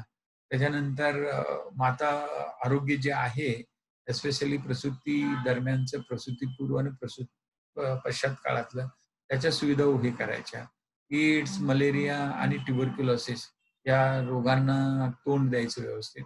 त्याच्यानंतर एन्व्हायरमेंटल सस्टेनेबिलिटी आता आपण मगाशी बघितली ती. आणि एकमेकाला प्रत्येकानं म्हणजे विकसित राष्ट्रांनी विकसनशील राष्ट्रांना किंवा अविकसित राष्ट्रांना मदत केलीच पाहिजे. आता हा सगळा जो काही भाग आहे तो एमडीजीतला. आणि हे ठरल्यानंतर त्यात उद्दिष्ट होती मगाशी सांगितल्याप्रमाणे. आता हे आपल्या देशामध्ये हे 2000 ते 2015 दरम्यान हे 8 उद्दिष्टाबद्दल वेगवेगळे उपाय वेगवेगळ्या योजना राबवल्या गेल्या. आणि मग त्यात ते हिच्यात दिलेली जी काही उद्दिष्ट आहे त्यातलं पहिले eradication of extreme poverty and hunger. तर भूक आणि दारिद्र्य कमी करण्यासाठी आपण काय केलं तर 90 मध्ये आपल्या देशातील जवळ 47.8% लोकसंख्या दारिद्र्य रेषेखाली होती. 2015 मध्ये ती 20% आली, म्हणजे 21%. म्हणजे दारिद्र्य रेषेखालची लोकसंख्येचं प्रमाण आपलं प्रचंड प्रमाणात म्हणजे 27% गेल्या 30 वर्षात. आणि 15 वर्षात ते आता हे 90 मधलं झालं. 2000 साली हा आकडा काहीतरी साधारण 35 का 36% होता. आणि मग 15 वर्षामध्ये ही 16 ते 17% आपल्याकडली दारिद्र्य रेषेखालची लोकसंख्या कमी झालेली आहे. दुसरं, to have proportion of people without safe drinking water. 90 मध्ये 34% लोकांना आपल्या देशातल्या शुद्ध पेयजल पुरवठा होत नव्हता. आणि 2007-8 मध्ये 17% आणि सध्या तर फक्त साधारण किती 10 ते 11% लोकांना पेयजल पुरवठा शुद्ध नाही, बाकी सगळ्यांना तो मिळतोय. म्हणजे ते सुद्धा अचीव केलं गेलं. म्हणजे ही 2च उद्दिष्ट भारत सरकारनं 2015 पर्यंत अचीव केली. आणि बाकीची जी आहेत तर ती अचीव झालेली नाहीत. म्हणजे आता कुठलं की भुकेपासून मुक्ती. तर सध्या कसं होतं आपल्याला 26% लोकांच्या म्हणजे 26% लोकांनाच फक्त म्हणजे याचा उलटा अर्थ घ्यायचा 74% लोकांना पुरेसं जेवण मिळणार होतं. पण दुर्दैवाने सध्या 2015 मध्ये ते 74च्या ऐवजी 66% लोकांनाच मिळत होतं. म्हणजे ते उद्दिष्ट आपलं 10% मागं पडलं. त्यानंतर रोजगारामध्ये जो वेतन मिळतं त्यातला स्त्रियांचा सहभाग वाढला पाहिजे. आपल्याला म्हणजे 50% स्त्रियांना पुरुषांच्या बरोबरीने वेतन मिळायला पाहिजे. पण त्याच्याऐवजी आज सध्या सुद्धा 23% किंवा हार्डली सध्या 30% पर्यंत गेलेले. ते साध्य नाही झालं. म्हणजे जेंडर इनइक्वालिटी आपल्याकडे कमी नाही झाली. आणि the maternal mortality rate target 10 lakh प्रसूतीमध्ये 109 मृत्यू थोडा कमी झाला पाहिजे होता. सध्या आपल्याकडे तो 140 आहे. तर हे एकंदरीत हे 10 लाखातलं आहे, 1 लाखातलं नाही. तर ही आपली अशी जी एमडीजी बद्दल आपण गाठली नाही. आता ते एमडीजीचं रूपांतर झालं एसडीजी मध्ये. आणि मग एसडीजी मध्ये ही 17 आहे. ती 8च्या 8 इथं परत घेतलेलीच आहे. पण त्याच्याच बरोबर आणखी काही याच्यात ऍड केलेले आहेत आणि त्याच्यावर आधारित परीक्षेत प्रश्न. मग हे आकृतीतून तुमच्या लक्षात येऊ शकतं. आता यातली सुद्धा काय आहे की जगातलं आता हे 2015ला सुरू झालं. मग आता 5 वर्ष झालेली आहेत. मग युनायटेड नेशन्सचं जे UNEP आहे तर त्यांनी हे एसडीजीच्या बद्दल जगातली काय प्रगती आहे वेगवेगळ्या राष्ट्रांची हे तपासण्यासाठी या 17 उद्दिष्टांचा क्रम लावायचा ठरवला. तर गेल्या 5 वर्षात सगळ्या राष्ट्रांनी कशाला भर दिला असेल तर ते विषमता कमी करण्यासाठी. तर विषमता कमी करण्यासाठी पहिला क्रमांक. त्यानंतर दारिद्र्य कमी करण्यासाठी दुसरा. लैंगिक विषमता कमी करण्यासाठी तिसरा. आणि शेवटचं जे आहे लाईफ बिलो वॉटर म्हणजे ज्याला आपण ओशियन एन्व्हायरमेंट म्हणतो त्याच्याकडे प्रचंड दुर्लक्ष जगाचं झालेलं आहे. किंवा सस्टेनेबल सिटीज अँड कम्युनिटीज म्हणजे शहरांचा शाश्वत विकासाकडे आता शहरातली एकंदरीत गर्दी आणि सगळं जर बघायला गेलं, सध्या जर कोरोना सगळीकडे वाढलेला आहे, तर ती म्हणजे शहरामध्ये जास्त आहे. म्हणजे आपल्याकडे जर बघायला गेलं सध्या, जेवढे काहीतरी एक 4.5 लाख रुग्ण जे आहेत कोरोनाचे सध्या, जे पॉझिटिव्ह केसेस, तर त्याच्यातल्या जवळ-जवळ 80% शहरातले आहेत. आणि त्यात सुद्धा या 7 शहरं म्हणजे दिल्ली, मुंबई, चेन्नई असं जर पकडलं आपण इंदोर किंवा अहमदाबाद, तर या सगळ्या शहरांच्या मध्ये मिळून 3.25 लाख आहेत. म्हणजे मुळात 4.5 रुग्णांपैकी 1.25 लाख उरलेल्या ठिकाणी आणि ह्या 7 शहरांच्या मध्ये 3.25 लाख. तर only thing is sustainable cities म्हणजे शहरामध्ये कसं आहे मूळ म्हणजे काय स्पेस पाहिजे. आणि सोशल किंवा फिजिकल डिस्टन्सिंगसाठी जी लागणारी जागाच नसल्यामुळे तुमच्याकडे आणि नको त्या म्हणजे काय म्हणतात त्याला ते शहरांना सूज आल्यामुळे म्हणा हा प्रकार झालेला आहे. त्यानंतर लाईफ ऑन लँड म्हणजे काय, की ती जैविक बहुविधता नाही त्याकडे सगळी लोकं, सगळी राष्ट्र दुर्लक्ष करतात. अजून सुद्धा भूक बळी होतातच. लोकांना पुरेसे जेवण अनेक ठिकाणी मिळत नाही. मिळालं तर त्या जेवणाचा दर्जा आणि हा सगळा जो काही भाग आहे, तर असं हे थोडक्यात अलीकडच्या काळातली ही वाटचाल. त्यानंतर ही 17 काही वेळेला विचारलेले आहेत उद्दिष्ट हे 5व्या क्रमांकाचं कुठलं, 2ऱ्या क्रमांकाचं कुठलं, असं वगैरे. मग ग्रीन इकॉनॉमीची व्याख्या. तर ग्रीन इकॉनॉमी म्हणजे काय? Economy which emphasizes on low carbon resource efficient and socially inclusive approach. म्हणजे कार्बन उत्सर्जन कमी झालं पाहिजे. असलेली साधन संपत्ती ओरबडायची नाही, टिकवून खायची आणि सगळ्यांना त्यात समाविष्ट केलं पाहिजे. आणि हे सगळं होतंय कुठं सध्या? तर जगात एकच देशाच्या बाबतीतला म्हणजे याच्याकडं काटेकोरपणे किंवा 100% ही तत्व पाळणारा म्हणजे भूतान. आणि मग भूतानमध्ये ते ग्रॉस नॅशनल हॅपीनेस जो आहे, तो it's a based on this green economy. नंतर पुढे जर बघितलं तुम्ही तर त्याच्यात एन्व्हायर्नमेंटल रिस्क आणि इकॉलॉजिकल स्केर्सिटीज कमी केल्या जातात. सस्टेनेबल डेव्हलपमेंट महत्वाचंच आहे. आणि मग याच्यात 6 पिलर्स आहेत. कुठले आहेत? मग एन्व्हायर्नमेंट आहे, climatic change, safe operation, people, त्यानंतर नीतिमत्ता ही महत्वाची भाग आहे, पारदर्शकता महत्वाची आहे, सर्जनशीलता असली पाहिजे, तंत्रज्ञानाचा वापर केला पाहिजे. So that is related to the green economy. आणि मग ग्रीन इकॉनॉमीतल्या काही संकल्पना आहेत. मग ही लो कार्बन इकॉनॉमी आहे, ग्रीन ग्रोथ असते, ग्रीन जॉब आहेत, सर्क्युलर इकॉनॉमी आहे, इकॉलॉजिकल इकॉनॉमी आहे. मग असलं विचारलं जाऊ शकतं. मग त्याची उदाहरणं दिलीत ग्रीन इकॉनॉमी सेक्टर कुठले कुठले आहेत. तर ते पुनर्नवीकरण ऊर्जा स्रोतात मग सौर ऊर्जेचा, पवन ऊर्जेचा किंवा भूऔष्णिक ऊर्जेचा, लहर ऊर्जेचा, जैविक ऊर्जेचा वापर करायचा म्हणजे हरित अर्थव्यवस्था. मग ग्रीन बिल्डिंग आता अलीकडच्या काळात चाललेलं आहे. मग ते नेमकं काय आहे? क्लीन ट्रान्सपोर्टेशन असलं पाहिजे. वॉटर मॅनेजमेंट हे मराठीतील स्लाईड आहे. नंतर ग्रीन जीएनपीची व्याख्या विचारली गेलेली आहे. तर ते ग्रीन जीएनपी मध्ये काय येतं, की sustainable use of natural environment and equitable distribution of benefits of a development असं आहे त्याच्यात. पुढे जर बघायला ग्रीन जीडीपी जी डबल जीडीपी म्हणतात त्याला, मग त्याच्याबद्दलची स्लाईड आहे. अर्थात मग भारताच्या बाबतीत. तर आपल्या देशातलं जे विकासाचं हे 1991 पर्यंत जर तुम्ही बघितलं 50 ते 65 त्या पहिल्या 15 वर्षामध्ये भारताच्या म्हणायचं ना रोज ते आर्थिक व्यवस्थेचे विकासाचं जे काही पहिले 2 टप्पे भारतीय अर्थव्यवस्थेनं 1991 म्हणजे 1950 ते 1965 दरम्यान गाठले. आणि ह्या पहिल्या 15 वर्षात 3 पंचवार्षिक योजना, हेराल्ड डोमर मॉडेल, मालनोबीचे 2 मॉडेल्स. आणि मग त्यात आपला ग्रोथ रेट 4.5% होता. औद्योगिक विकास 7% होता. कृषी विकास 4.25% होता. महागाई 2.5% म्हणजे फार कमी वाढली होती. आता हे 15 वर्षात झालं. पण नंतर सगळं बदलत गेलं. आणि त्यानंतर 65 ते 91 पर्यंत भारताला 3 आर्थिक संकटांना सामोरं जावं लागलं. पहिलं आलं 65 ते 69. तर ते massive drought leading to poor successive harvest, devaluation, high inflation, war with Pakistan. मगाशी आपण चर्चा केली. 72 ते 76 ला काय झालं? महागाई प्रचंड वाढलेली आहे. आणीबाणी असून सुद्धा वाढली होती. आणि त्याच्यानंतर तेलाचे धक्के बसले. पहिला धक्का आपल्याला 72 ला बसला आणि शेवटचा 80 ला बसला. म्हणजे दुसरा आणि त्या दोन्ही ह्याच्यातनं आपलं राखीव चलनसाठा आता जो $500 बिलियन आहे, तो त्यावेळेला संपूर्णच गेला होता आणि त्यावेळेला मग आपल्याकडे जागतिक बँकेकडनं कारण जागतिक बँक कर्ज द्यायला तयार नव्हती. IMF आणि काही खाजगी वित्त स्रोताकडनं भारतानं 1980 मध्ये उत्पन्न म्हणजे पैसे मिळवले होते. आणि आताच्या आपल्या बजेटमध्ये जर तुम्ही बघायला गेला, आपण कर्ज फेड करतोय. मग त्यात व्याज देतोय. तर व्याज आणि कर्ज फेडीवरती भारताचा अर्थसंकल्प जो 30 लाख कोटी रुपयांचा आहे, त्याच्यातली जवळजवळ 15 ते 20% रक्कम गेली काही वर्ष आपल्याला त्याच्यासाठी. आणि हे कर्ज कधीपासूनच फेडतोय आपण, तर ते 1980 मध्ये घेतलेलं कर्ज आहे ते. तर ते 72-76 ला जो काही तेलाचा धक्का आणि नंतर 1980 ला, तर एकंदरीत हे 3 धक्के बसले. परिणाम काय झाला? 50-65 ह्या 15 वर्षात अर्थव्यवस्था व्यवस्थित होती. 65 ते 90 पुढच्या 25 वर्षात अर्थव्यवस्थेमध्ये प्रचंड गोंधळ झाला. आणि प्रयत्न झाले, नाही असं नाही. ॲलन रुद्र असतील किंवा मगाशी आपण ॲलन रुद्र मॉडेल आहे किंवा वकील ब्रह्मानंद मॉडेल आणि तत्कालीन 2च पंतप्रधान किंवा मध्ये मोरारजी देसाई होते. इंदिरा गांधी, मोरारजी देसाई आणि नंतर मग राजीव गांधी, मग पी.व्ही. नरसिंहरावच्या अगोदर ते व्ही.पी. सिंग आणि चंद्रशेखर. या सगळ्यांनी प्रयत्न केले, पण अपेक्षित यश मिळालं नाही आणि मग शेवटी ते 1991 ला आपली आर्थिक स्थिती प्रचंडच खालावली. मग काय स्थिती होती 91 ची?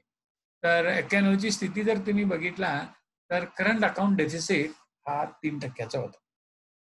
नंतर debt service payment percentage of the current receipts म्हणजे ₹100 मिळाले, की त्यातले ₹35 तुम्हाला ते व्याज द्यायला लागायचे. म्हणजे कर्ज फेडण्यासाठी कर्ज काढायचे. अशी स्थिती आपल्याकडं 91 ला होती. फॉरेन एक्सचेंज रिझर्व्हज मग तुमच्या लक्षात आलं $1 बिलियन होते.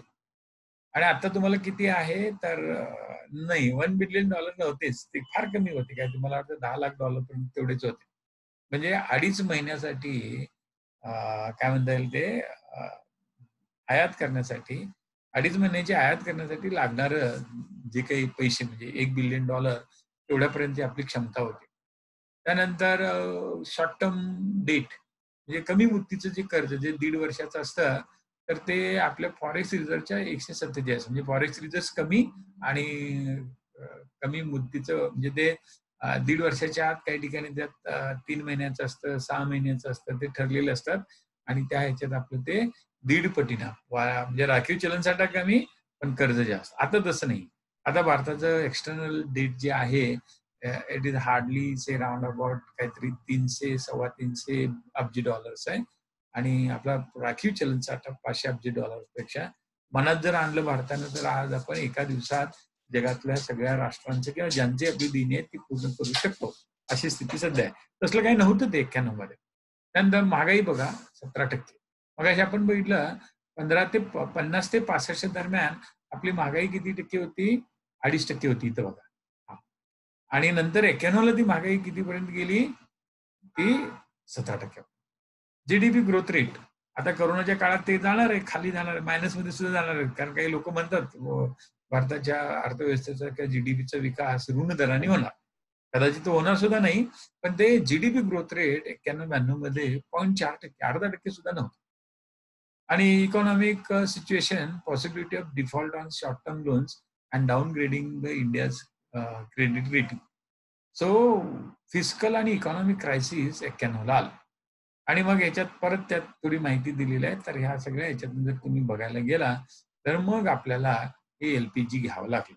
लिबरलायझेशन, प्रायव्हेटायझेशन, ग्लोबलायझेशन ते झालं. तुमच्यापैकी बऱ्याच जणांना अर्थव्यवस्थेचं आपलं 11वी-12वीचं पुस्तक वाचलं, तर त्यात खूप चांगल्या संकल्पना दिल्या. ते बघायचं. त्यानंतर कृषीमधल्या बऱ्याच गोष्टी जे रेनबो रिव्होल्यूशन आहे, ज्याला आपण इंद्रधनुष्य क्रांती म्हणतो, त्याच्यावरती विचार. मग त्यात हरित क्रांती, ते अन्नधान्यासाठी. त्यानंतर श्वेत क्रांती, दूध उत्पादनासाठी आणि आपण बघितलं अर्थव्यवस्थेच्या लेक्चरमध्ये, की दूध उत्पादनात सध्या भारत जगात 1 नंबरला आहे. आणि दरडोई दुधाची म्हणजे उपलब्धता सुद्धा वाढली. नंतर पीत क्रांती. मग ते मगाशी सांगितलं तुम्हाला 1986 ला राजीव गांधींनी जी technology mission on oil seed सुरू केली, 7 वर्षात परिणाम दिसला. निदान 1 वर्षासाठी मध्य प्रदेशात आणि नंतर इतर शेजारच्या राज्यांमध्ये सोयाबीनचं क्षेत्र वाढलं. राष्ट्रीय पातळीवरती किंवा सरकारच्या पातळीवरती सोयाबीनला आपण तेलबियामध्ये मानतो आणि त्यामुळं भारत तेलबिया उत्पादनात स्वयंपूर्ण झाला होता. नंतर मग चढ-उतार होत राहिले. त्यानंतर ब्लू रिव्होल्यूशन, मत्स्य क्रांती. मग मत्स्य उत्पादनात सुद्धा अंतर्गत आणि सागरी दोन्हीमध्ये सुद्धा भारत जगातल्या पहिल्या 5 देशामध्ये आहे. 4था की 5वा क्रमांक आहे आपला. त्यानंतर गोल्डन रिव्होल्यूशन, मग ते फलोद्यान विकास कार्यक्रम आणि जगात जेवढी फळांचे वेगवेगळे जेवढे प्रकार आहेत, तेवढे भारतात येतातच. म्हणजे भारतातली जी काही व्हरायटी ऑफ द किंवा डायव्हर्सिटी ऑफ द फ्रूट किंवा व्हेजिटेबल प्रोडक्शन ही जगात कुठे नाही. आणि मग अगदी एक्झॉटिक फ्रुट्स किंवा एक्झॉटिक व्हेजिटेबल्स सुद्धा आता आपल्याकडे मोठ्या प्रमाणात पिकवल्या जातात आणि त्याची निर्यात केली जाते. त्यानंतर silver revolution, it's related to the कुक्कुटपालन. त्यानंतर ब्लॅक रिव्होल्युशन, मग ज्याला आपण म्हणतो ना नॉन कन्व्हेन्शनल, म्हणजे सौर ऊर्जा, पवन ऊर्जा, त्याच्याबद्दलची आहे ती. ब्राऊन रिव्होल्युशन, मग ते बटाट्याच्या उत्पादनाबद्दल. रेड रिव्होल्युशन, त्या मग मटन किंवा ज्याला आपण म्हणतो ना अॅनिमल हजबंडरी, त्याच्यातलं आहे ते. आणि ग्रे रिव्होल्युशन म्हणजे ज्याला करडी क्रांती, म्हणजे ती कशाबद्दलची आहे, खताबद्दलची आहे. आणि परीक्षेत असले प्रश्न आले, राज्यसेवा मुख्य परीक्षेमध्ये जोड्याजुळवा म्हणून याचा प्रश्न सुद्धा आला होता आणि तो एकदाच नाही 3-4 वेळा रिपीट झाला. मग आता परत तीच हे माहिती अशी दिलेली आहे. ब्लॅक रिव्होल्युशन पेट्रोलियम बद्दल आहे, ब्ल्यू माशाबद्दल आहे, ब्राऊन चांबड्याबद्दल आहे, गोल्डन मग ते मध माशी किंवा फ्रूट फळं आणि मधाच्या याच्याबद्दल, ग्रीन अन्नधान्य, ग्रे खतं, त्यानंतर गुलाबी क्रांती ओनियनसाठी आहे, कांद्याच्या याच्यातली pink revolution, red revolution tomato बद्दल सुद्धा मानतात, त्या अॅनिमल हजबंडरी मधले म्हणजे त्याच्यात कॅटल प्रोडक्शनच्या बद्दल. सिल्वर एग किंवा पोल्ट्री बद्दलची आहे, व्हाईट दुधाबद्दल, येलो तेलबियाबद्दल, आणि evergreen revolution overall development of agriculture. त्याला दुसरी हरित क्रांती सुद्धा असं नाव एपीजे अब्दुल कलाम यांनी दिलं. आणि मग हे थोडक्यात इथं माहिती दिलेली आहे. मग यांचा परत father of green revolution MS. स्वामीनाथनच मानतात आणि त्यांनी नॉर्मन बोरलॉगकडनं ते नॉरिन 9 नावाचा जनुक घेतला. तो आपल्याकडच्या इटावा म्हणजे उत्तर प्रदेशातल्या इटावा हा जो मतदारसंघ मुलायम सिंग यादवांचा आहे, तर त्या ठिकाणी त्यांनी प्रयोग केले आणि मग त्यातनंच बुटक्या गव्हामध्ये म्हणजे स्थानिक जातीत बुटक्या गव्हाचा जन्म घातला, जर्मप्लाझम बदलला आणि त्याच्यातनं मग वेगळी गव्हाची जात तयार झाली. भारतात गव्हाची हरित क्रांती झाली. मग ते कशाचे फादर हे विचारलं जातं. एम.एस. स्वामीनाथन ग्रीन रिव्होल्युशनचे फादर, वर्गीस कुरियनला श्वेत क्रांतीचे फादर म्हणतात, मिल्कमॅन सुद्धा त्यांनाच म्हणतात. मग आपल्याकडली जी निळी क्रांती आहे डॉक्टर अरुण कृष्णन. त्याच्यानंतर इंड्युसिंग ब्रीडिंग, म्हणजे आता आपल्याकडे मोठ्या प्रमाणावरती प्रजनन केलं जातं, क्रॉस ब्रीडिंग आणि इन ब्रीडिंग असा सगळा जो प्रकार आहे, थोडक्यात संकरीकरणाचे जनक हिरालाल चौधरी आहे ते. त्याच्यानंतर pink revolution Durgesh Patel, golden revolution Nirpakh कटेज, आणि the red revolution Vishal Tiwari. हे असे जोडाजुळवा म्हणून येतात प्रश्न, थोडं लक्षात घ्यायचे. गोल्डन रिव्होल्युशन कशाबद्दल आहे, तर त्या फळांच्या बद्दलच. येलोचं इथं आहेच. व्हाईट रिव्होल्युशन आहे. त्यानंतर वर्गीस कुरियनचा फोटो, त्यानंतर मच्छ ह्याच्यात. आणि मग नॅशनल सॅफ्रन मिशनवरती परीक्षेत प्रश्न आला होता. 2010ला तो सुरू झाला होता. 17 पर्यंत चाललं ते, पण ते काय खरं नाही. आणि सध्या ते एकंदरीत आपल्याला आयातीवरतीच अवलंबून राहावं लागतं. भारतने मग त्याच्यामध्ये जवळजवळ त्या 9 क्षेत्रावरती भर दिला जातो. मग ब्रॉडबँड केले जातात, पब्लिक इंटरनेट आलं, इन्फॉर्मेशन प्रत्येकाला मिळाली पाहिजे मोफत, अर्ली हार्वेस्ट किंवा संधी लवकर घ्यायची, universal access, IT for jobs, e क्रांती आहे, ई गव्हर्नन्स आणि ई बिझनेस ज्याला आपण म्हणतो, त्या सगळ्यावरती भर याच्यात दिला जातो. मग तो किती वर्षाचा कार्यक्रम आहे, काय आहे, त्याच्याबद्दलची इथं माहिती आहे. त्यानंतर युनिव्हर्सल सर्व्हिस ऑब्लिगेशन फंड आता तयार केला गेलेला आहे. मग हे JNURM आपल्याकडे 2005 पासून 2014 पर्यंत, आणि बराच बदल झाला पायाभूत संरचना त्याच्यामुळं, आणि त्याचे नाव आता ते अटल अमृत योजना केलेलं आहे. स्मार्ट सिटी सुद्धा त्याचाच भाग आहे. आणि सध्या देशाचा 50% GDP ह्या शहरातनं तयार होतो. सध्या आपल्या देशामध्ये 10 लाख म्हणजे 1 दशलक्षपेक्षा जास्त लोकसंख्या असलेल्या शहरांची संख्या 100 पेक्षा जास्त आहे. आणि मग 100 आणि 10 लाख केलं की याच्यातनं तुमच्या लक्षात येईल 10 कोटी लोक नुसते ह्या 100 शहरांमध्ये राहतात. तर त्यांच्याकडनंच मोठ्या प्रमाणावरती आपल्या देशाची GDP 50% त्यांच्याकडून निर्माण होते. मग ह्या JNURM मध्ये असे 4 सब मिशन्स होत्या. मग त्यात काय काय केलं, आता ही बंद झालेली योजना, पण हे सगळं कशात घेतलेलं आहे, अटल अमृतचा हा भाग सध्या झालेला आहे. आणि मग त्यामुळे अटल अमृत योजनेबद्दल विचारतील. तर थोडक्यात बघा, आपल्याला एक स्लाइड मी ह्याच्याबद्दलची दाखवली. कशाबद्दलची, की आपला हा टॉपिक घेतला कुठला,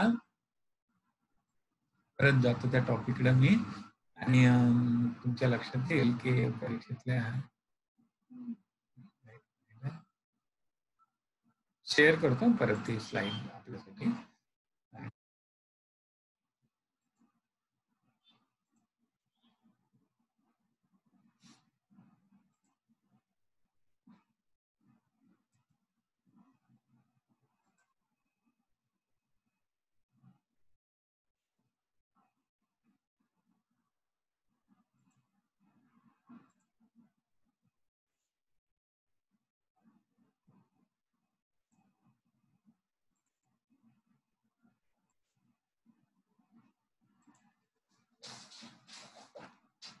तर हे परत मूळ स्लाइड जी आहे ती आपल्या अभ्यासक्रमाबद्दलची त्याच्याकडे जातो आपण. हे दिसते का स्लाइड?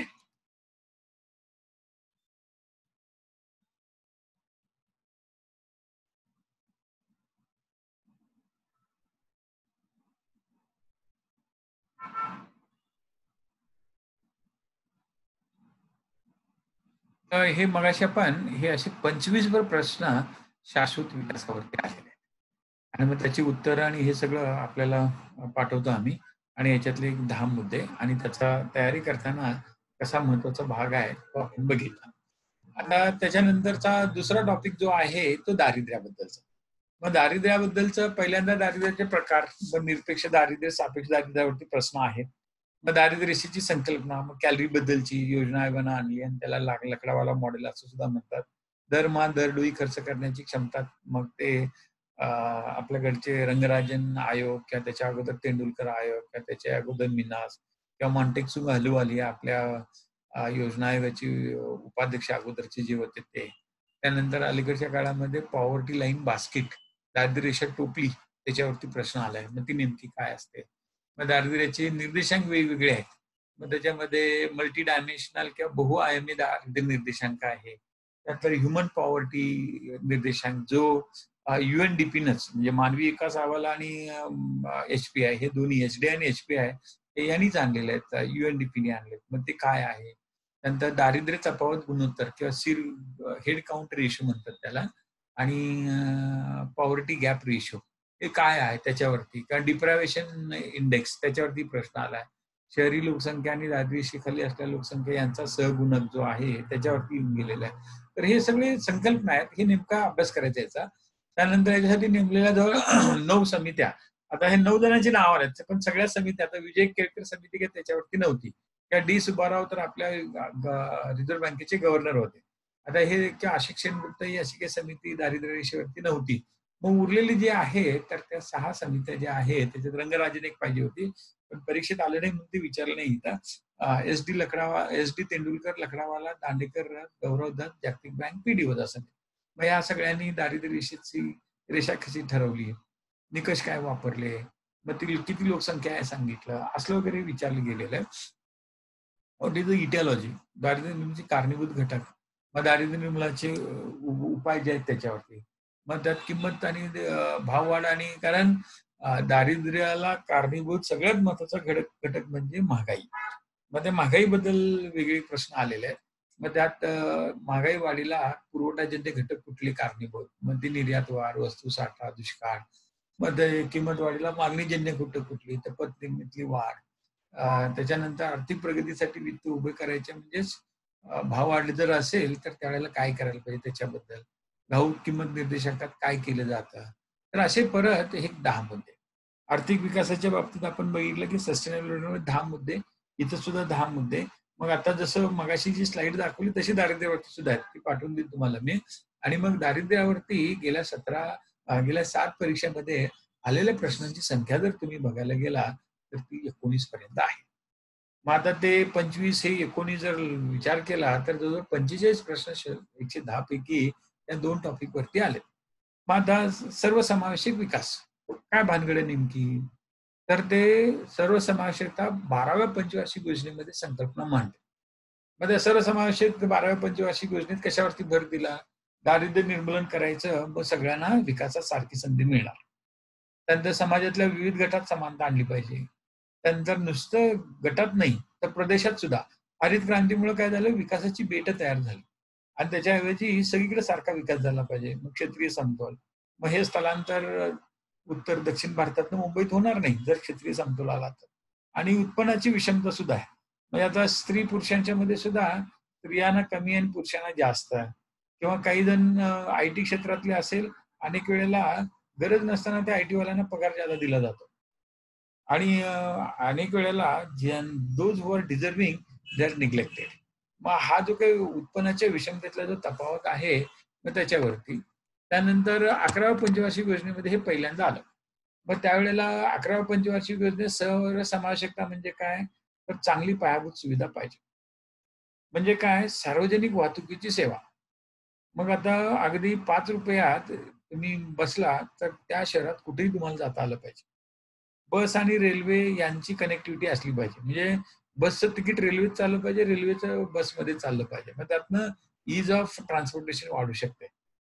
तेव्हा मुंबईसारख्या शहरात मोनोरेल आहे, मेट्रो आहे, ट्रेन आहे, ते आता वॉटर वेजमधनं ट्रान्सपोर्टेशन केलं जाणार आहे. एअर ट्रान्सपोर्टेशन आहे. तर हे सगळं जे काही आहे ते सर्वसमावेशक येतं. पर्यावरणात आणि सर्वसमावेशकचा जवळचा संबंध, उत्पन्न आणि गरीब, शिक्षण आणि आरोग्य हे परीक्षेत प्रश्न येऊन गेले होते. तर सर्वसमावेशकतेमध्ये नुसतं वित्तीय सर्वसमावेशकता नाही. तर ती सर्वसमावेशकता सगळ्यातली असली पाहिजे. So the access to any infrastructure available in that particular country should be equally available as well as affordable to everyone. मग आता मुंबईमध्ये कोरोनाच्या काळामध्ये जर जिथं-जिथं क्वारंटाईन, इन्स्टिट्यूशनल क्वारंटाईन केलं जातं. मग ते करताना अनेक ठिकाणी ते शाळात करतात. मग काही ठिकाणी हॉस्पिटलमध्ये तर आहेच. होम क्वारंटाईन आहे आणि अनेक ठिकाणी काय झालंय, की हॉटेल्समध्ये ते क्वारंटाईन केलं जातं.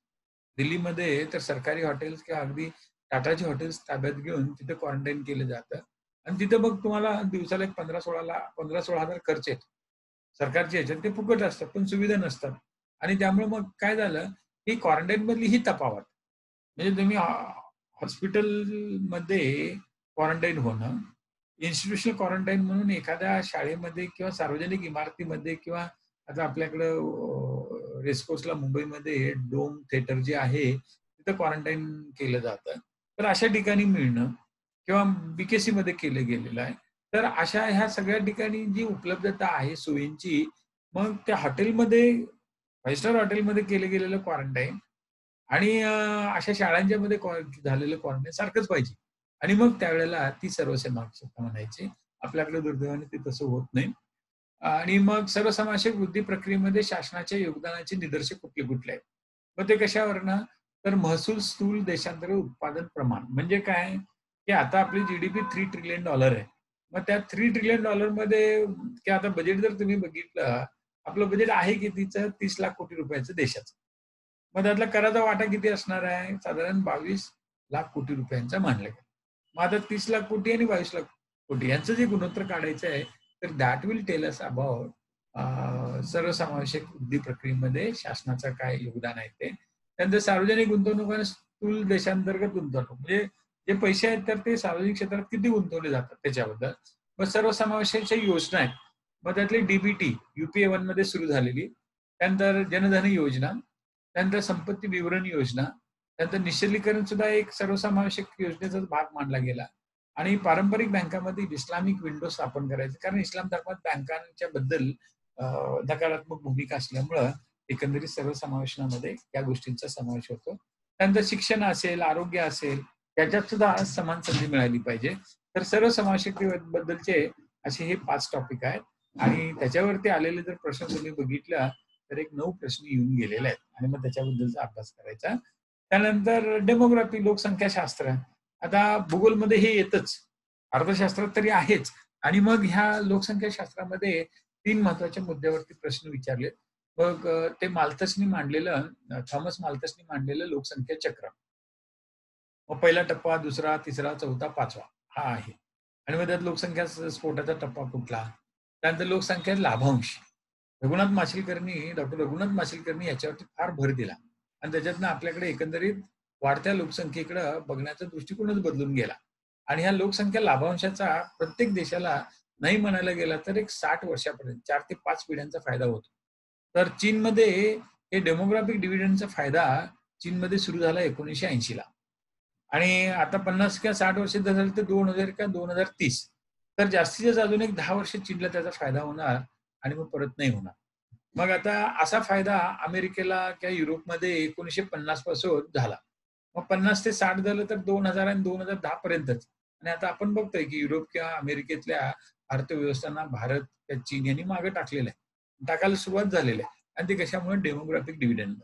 किंवा आता कोरिया, जपान यांना कधी फायदा झाला दुसऱ्या महायुद्धानंतर म्हणजे 1960 ते पुढची 50 वर्षे म्हणा 2010.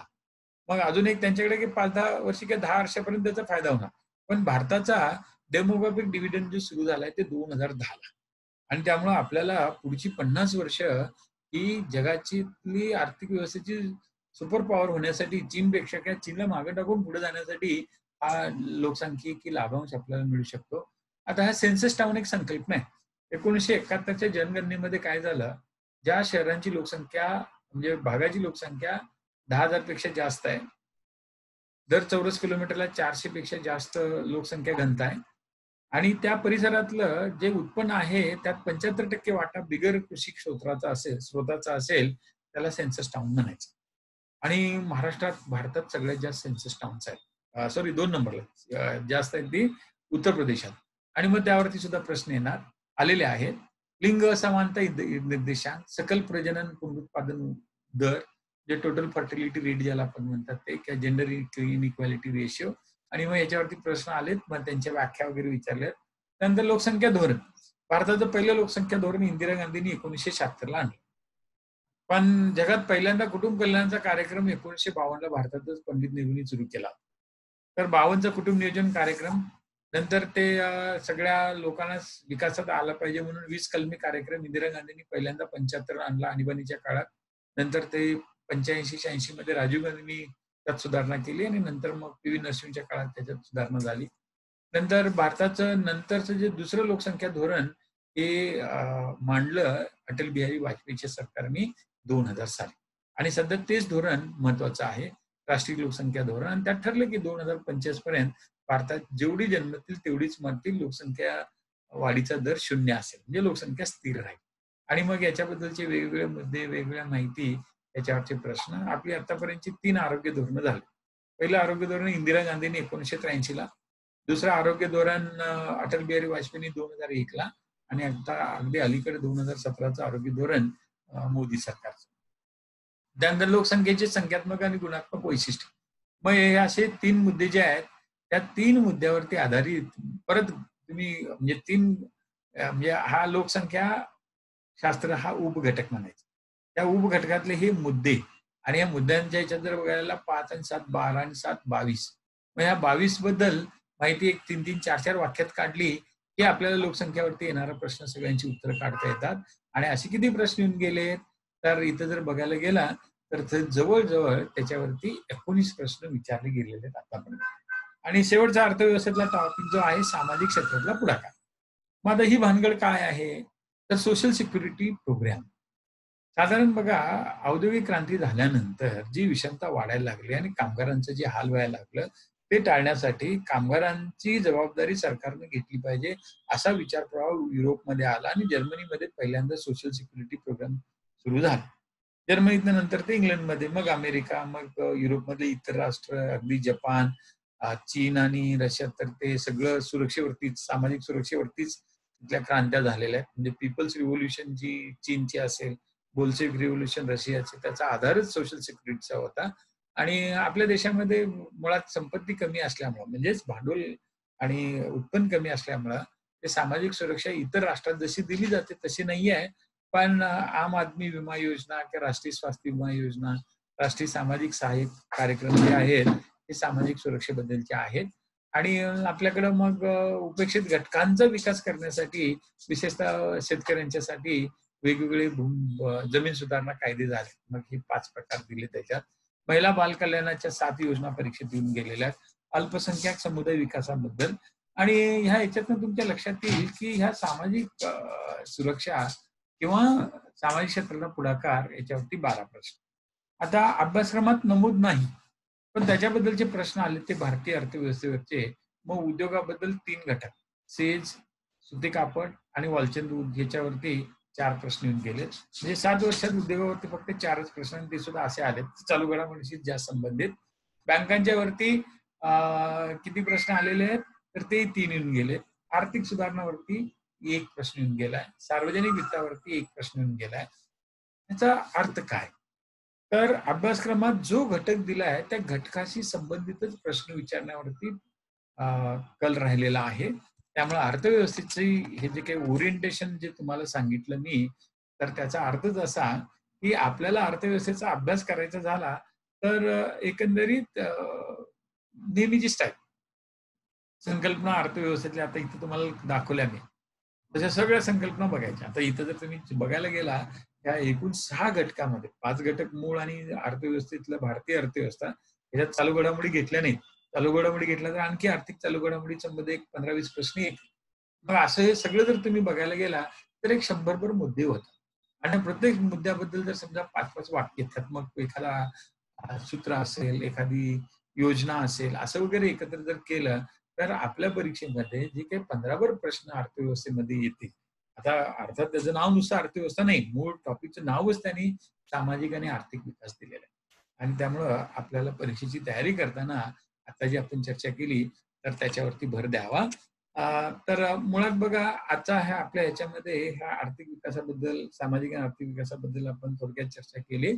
तुम्हाला याच्याबद्दल काही जर शंका असतील, तर नेहमीप्रमाणे you can ask me now also. Otherwise you can write me about your difficulties and I'll be very happy to address them. बरं काही प्रश्न विचारायचे आहेत कुणाला?